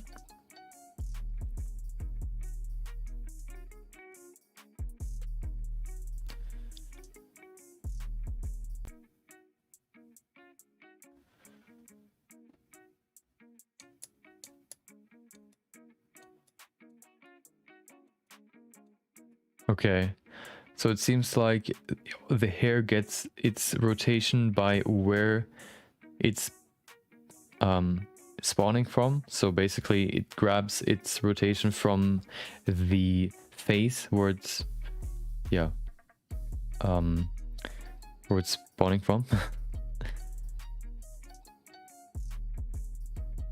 Oh, particle instance modifier. Oh yeah, well, isn't that the one? No, hold on. Object. What is this one? Taurus version 2? Come on. So can we... Oh, we cannot change... We cannot grab Taurus version 2 in Taurus version 2 as a modifier, I guess. Doesn't seem like that's possible. Okay. Yeah. I don't think that's gonna work either.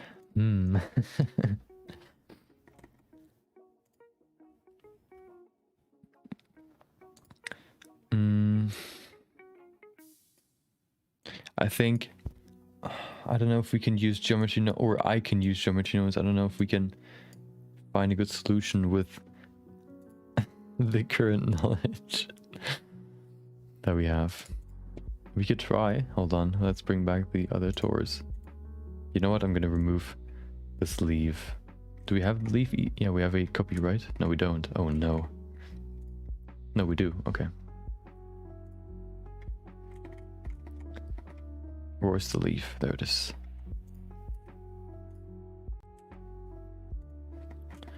So...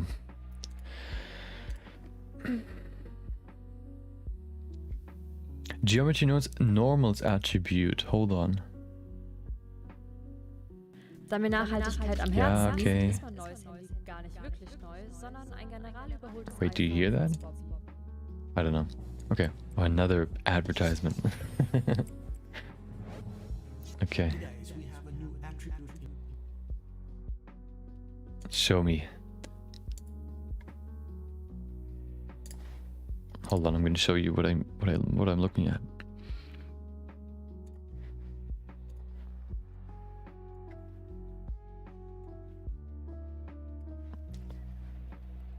Okay. Input, point distribute, point scale, vector, instance. Yeah. Okay, we get it. Geometry. Okay.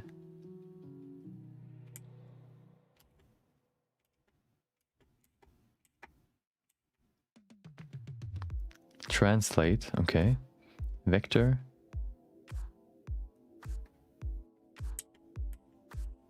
So they translate just pushes them up, I guess.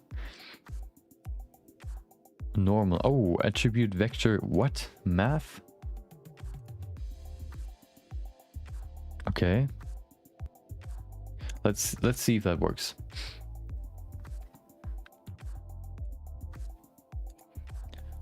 So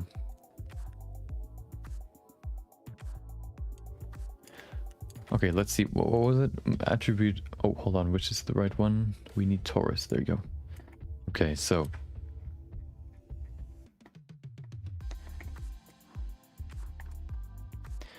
we don't need. Let's remove the randomization first. We want to clear up some space first. There you go. So we only have point distribute first. There you go. So we have some points. Then what we need is the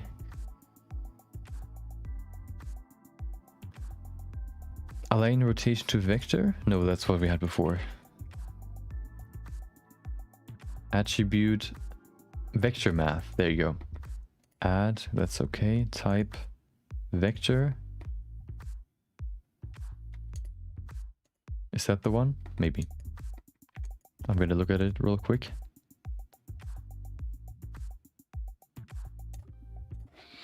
That's the wrong window. There you go.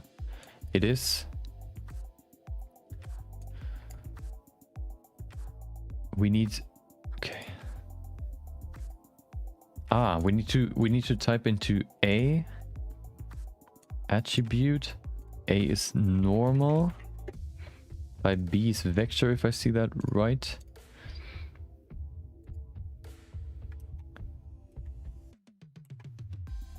Yeah.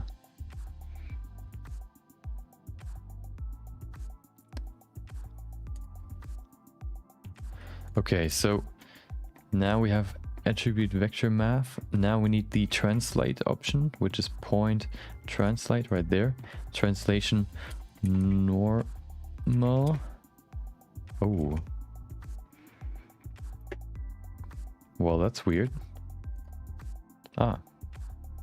Now we bring in the instance, which is the point not separate. Point instance. Object the leaf. Okay. Oh. Okay. Hold on. That's not what I wanted. Changing these that does nothing.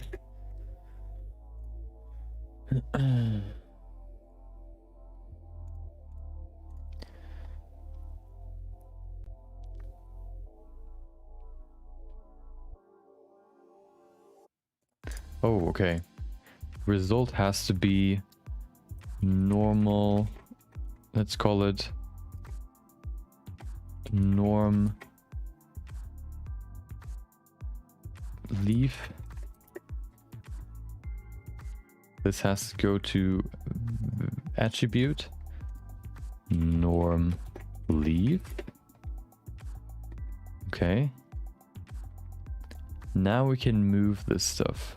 The problem is we don't want to move it. We want to. Okay, hold on. So if we. Okay. It's not. I don't want to get the.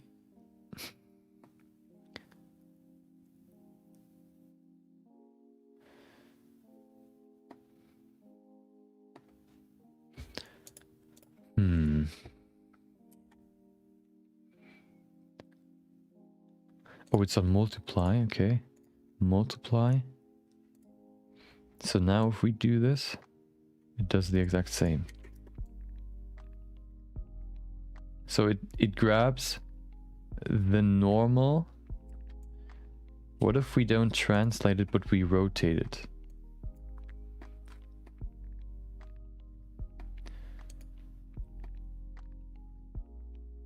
Wait. Is there some sort of point align?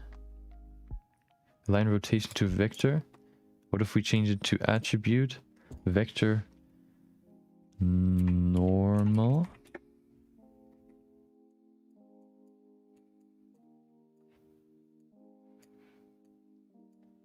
Oh.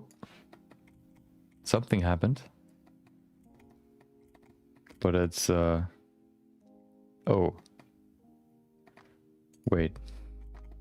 Yeah, it's the same that we had before. Hold on.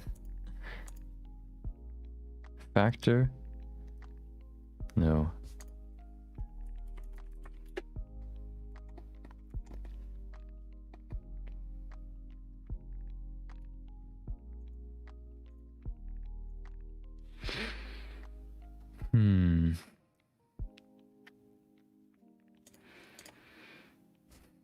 There's some more in that video. Let's see.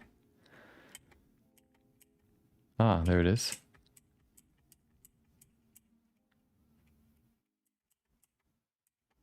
Complicated stuff here. No, hold on. That's not what I wanted. I didn't want to... He just pushes them out as if it's like displaced in all directions, but that's not what I wanted. I wanted to keep the... I want to use the rotation or the normal as the rotation for the object. Blender geometry nodes normal as rotation.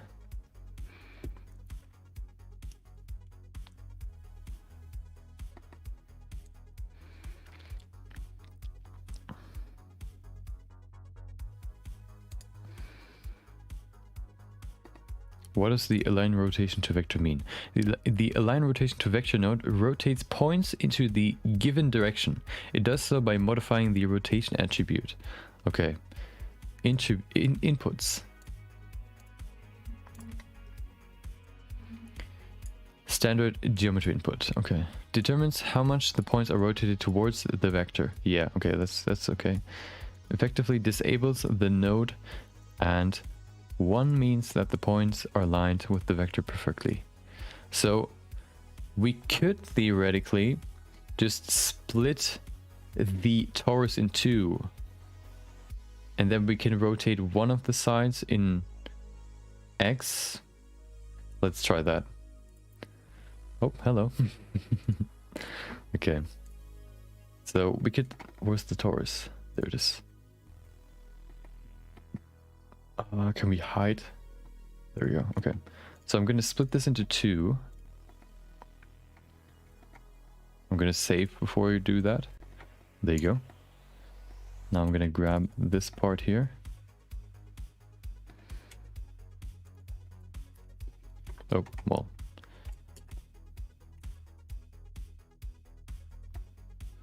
Where's the center? Right there. Okay. Separate by selection. There you go. Now we have two toruses, which could work how we need them to work. Let's call it torus R, torus L. They have both the same geometry. Perfect. We can bring it back. There you go. So now we need align rotation to vector, which is already in there. What is this?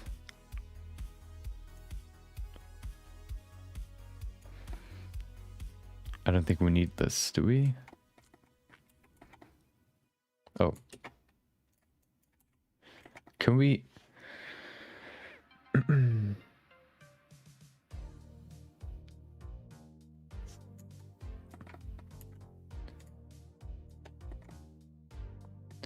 I think I want to do the same that I've done for the other one. Meaning remove some of these faces, otherwise the rotation will be messed up.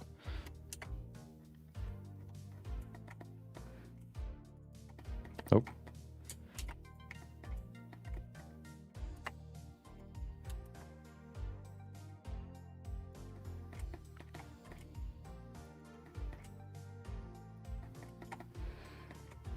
Maybe even more than before. So the rotation is even more limited like this. Yeah, that's better. Remove the faces. There you go. Wait. Oh. Okay, and the torus is almost gone because there are no particles. We probably have to add more. There you go. Okay, they're pointing in the right direction already, which is good. So now we have to adjust the rotation.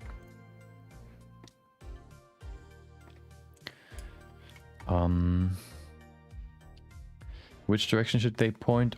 Why? Factor normal? Can we mute this? Oh, okay.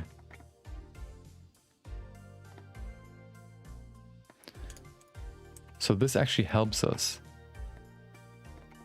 Okay.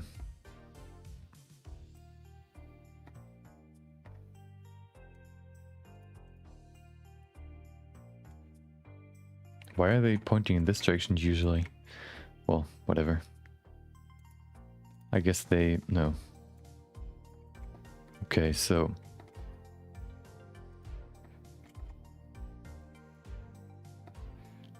oh, this one might even be better.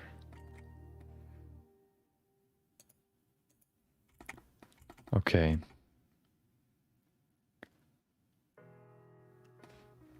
Now we need point rotate as a vector forward. The problem is now, no, we cannot change them individually, right? Because they don't have a direction, because they're just points. So we probably have to change the normal rotation. So we cannot use point rotate, we have to change the normal attribute. So attribute math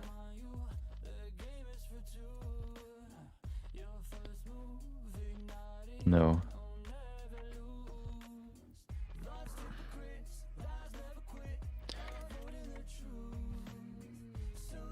fill no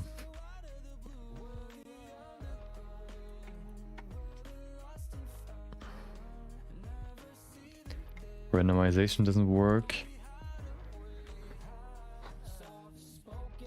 Vector math? No. Wait, maybe. So we need an attribute for the first one and then we need a vector for the second one. We put in normal. We set it to multiply maybe? Okay, well that does just nothing.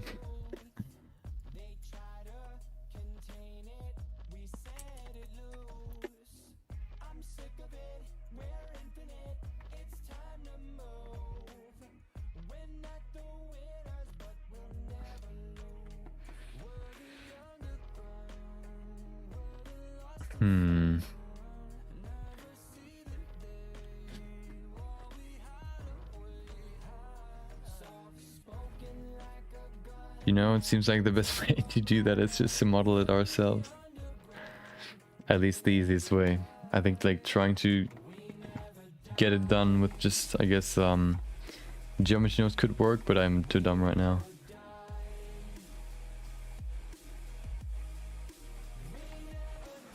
So I'm gonna try it without any magic.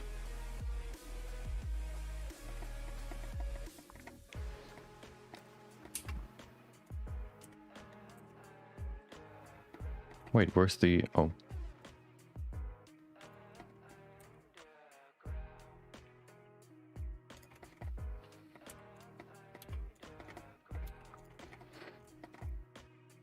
I think I'm gonna give this like an intrinsic rotation, just very slightly.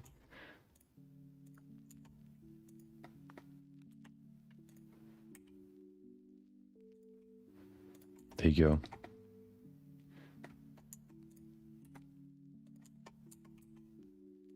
Perfect. Okay.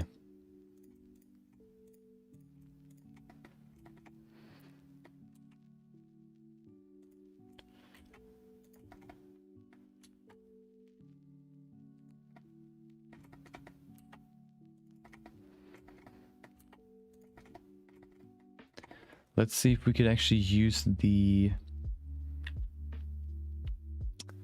Wait, can we parent the leaf to the curve? Ah. Aha. Okay. Let's do the same with this one. So we don't have to move both at the same time. Perfect. So now we can also enable snapping to the face. Protect individual elements, move, rotate, scale. Zip. And now it's right. Wait. Why is it not selecting the curve? Does it not like using curves? It doesn't... Okay. I mean, we could probably duplicate this and then convert this one into a curve. I mean, a mesh. Oh.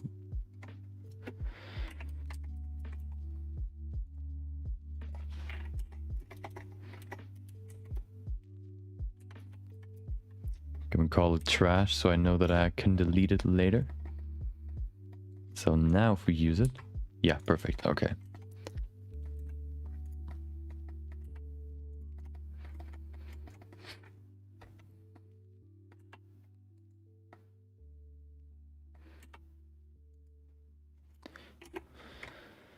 Okay, I think I'm gonna go start from the...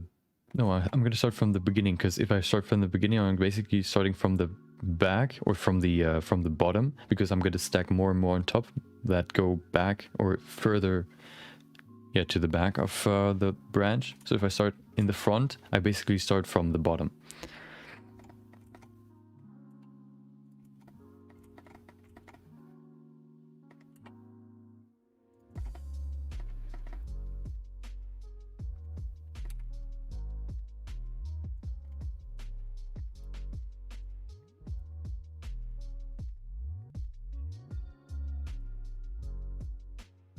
Oh.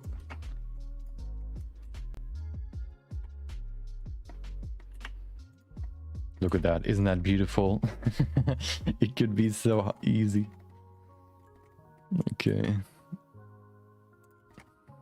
Of course, it has to be manual now, but I think it's still, I guess, more intuitive, because now we can place each individual leaf very, very deliberately. See, we can plan every leaf that it's not intersecting with any of the other ones. Maybe they're a little bit too big though. Or are they? No, they're not really.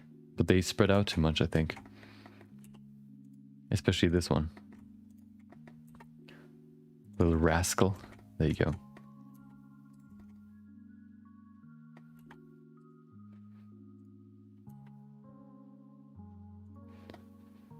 Yeah. Yeah, I don't know that. Yeah. You're right. It's it just feels, it has more flow. I don't know. I don't really like using nodes that much because it's so technical and requires math, and I'm not really a fan of math, so I prefer just modeling everything. Or that's why I usually why I like sculpting the most, because sculpting is probably like the most natural way of modeling stuff.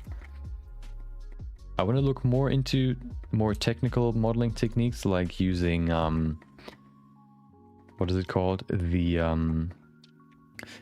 like vertex modeling for cars and all that, but I prefer sculpting the most.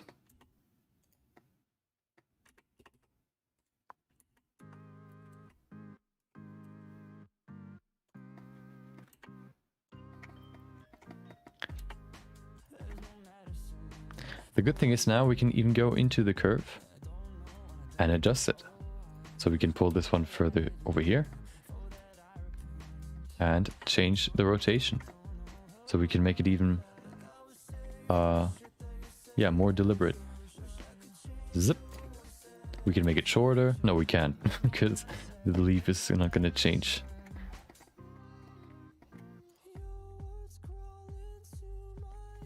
There you go. Oh.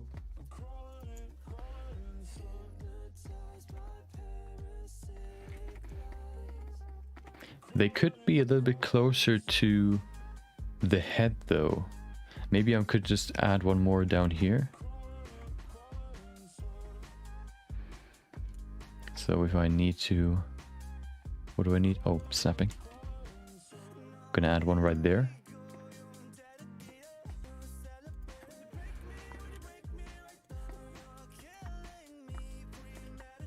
So, okay. We could probably even pull it further back. There you go. This way we can kind of cover this empty space right there. We can also scale it, of course. There you go.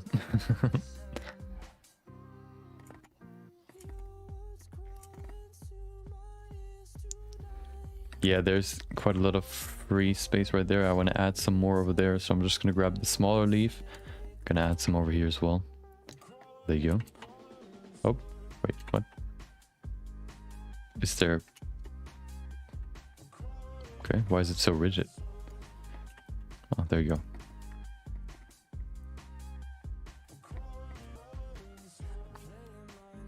Just trying to cover this empty space right there. Not trying to intersect anything. There you go.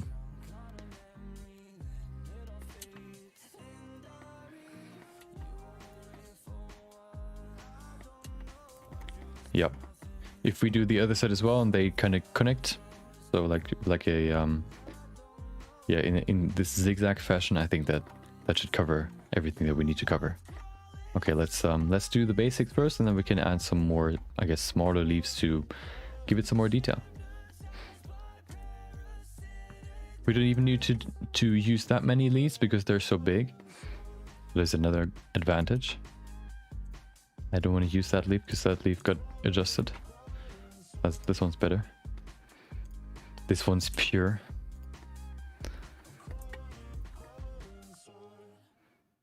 Okay.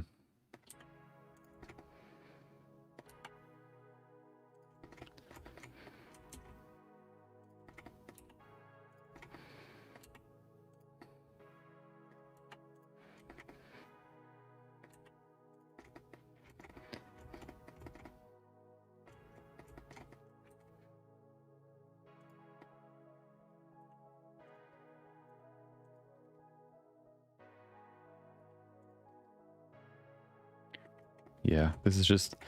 I think if I had started with this technique, we would already be done almost. I mean, but we have to try. It could have been easier and could have been faster, but you never know. So I'm still glad. At least we learned a little bit more about how you work with attributes in geometry nodes.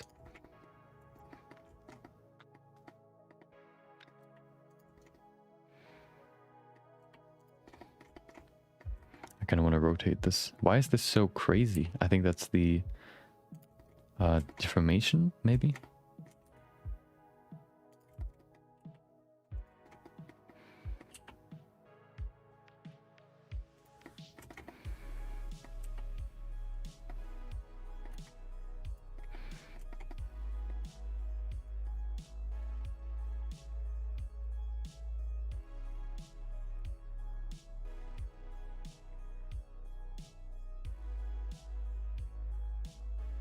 Okay, looking pretty good. Of course, we have to cover this down here as well, but we're just gonna use these smaller leaves to do that. Oh, this one's actually intersecting. Hold on.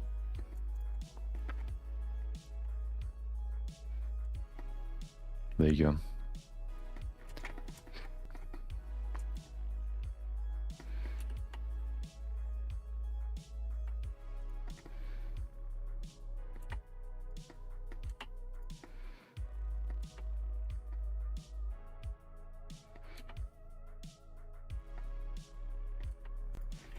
Okay.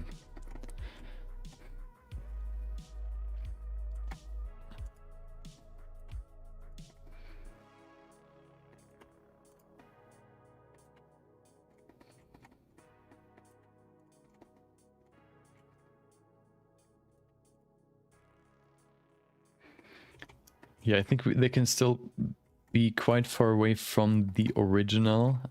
We can just fill the rest of the volume, I guess, that is kind of missing right now with smaller leaves to, yeah, create a convincing full branch.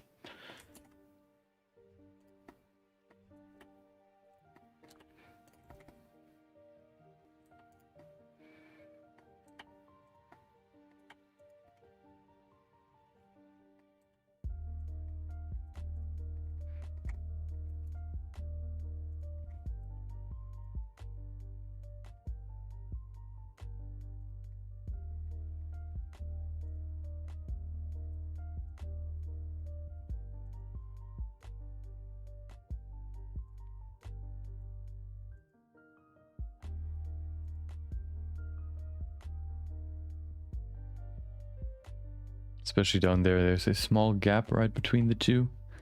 Yeah, we can definitely fill that. There seems to be more back there, or that just, yeah, just seems like it. Maybe they kind of are denser back there, so they kind of stock up and create this outer, like they push itself, or they push themselves or each other more to the outside, maybe.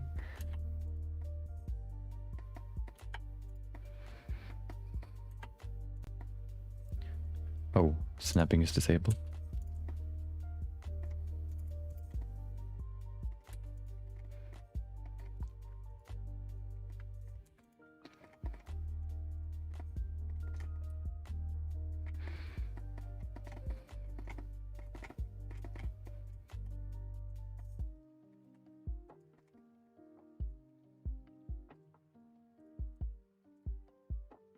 Of course, we can also change the curvature of the leaf.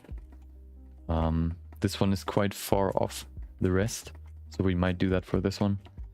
Although we could also just kind of adapt this look where it's puffing out.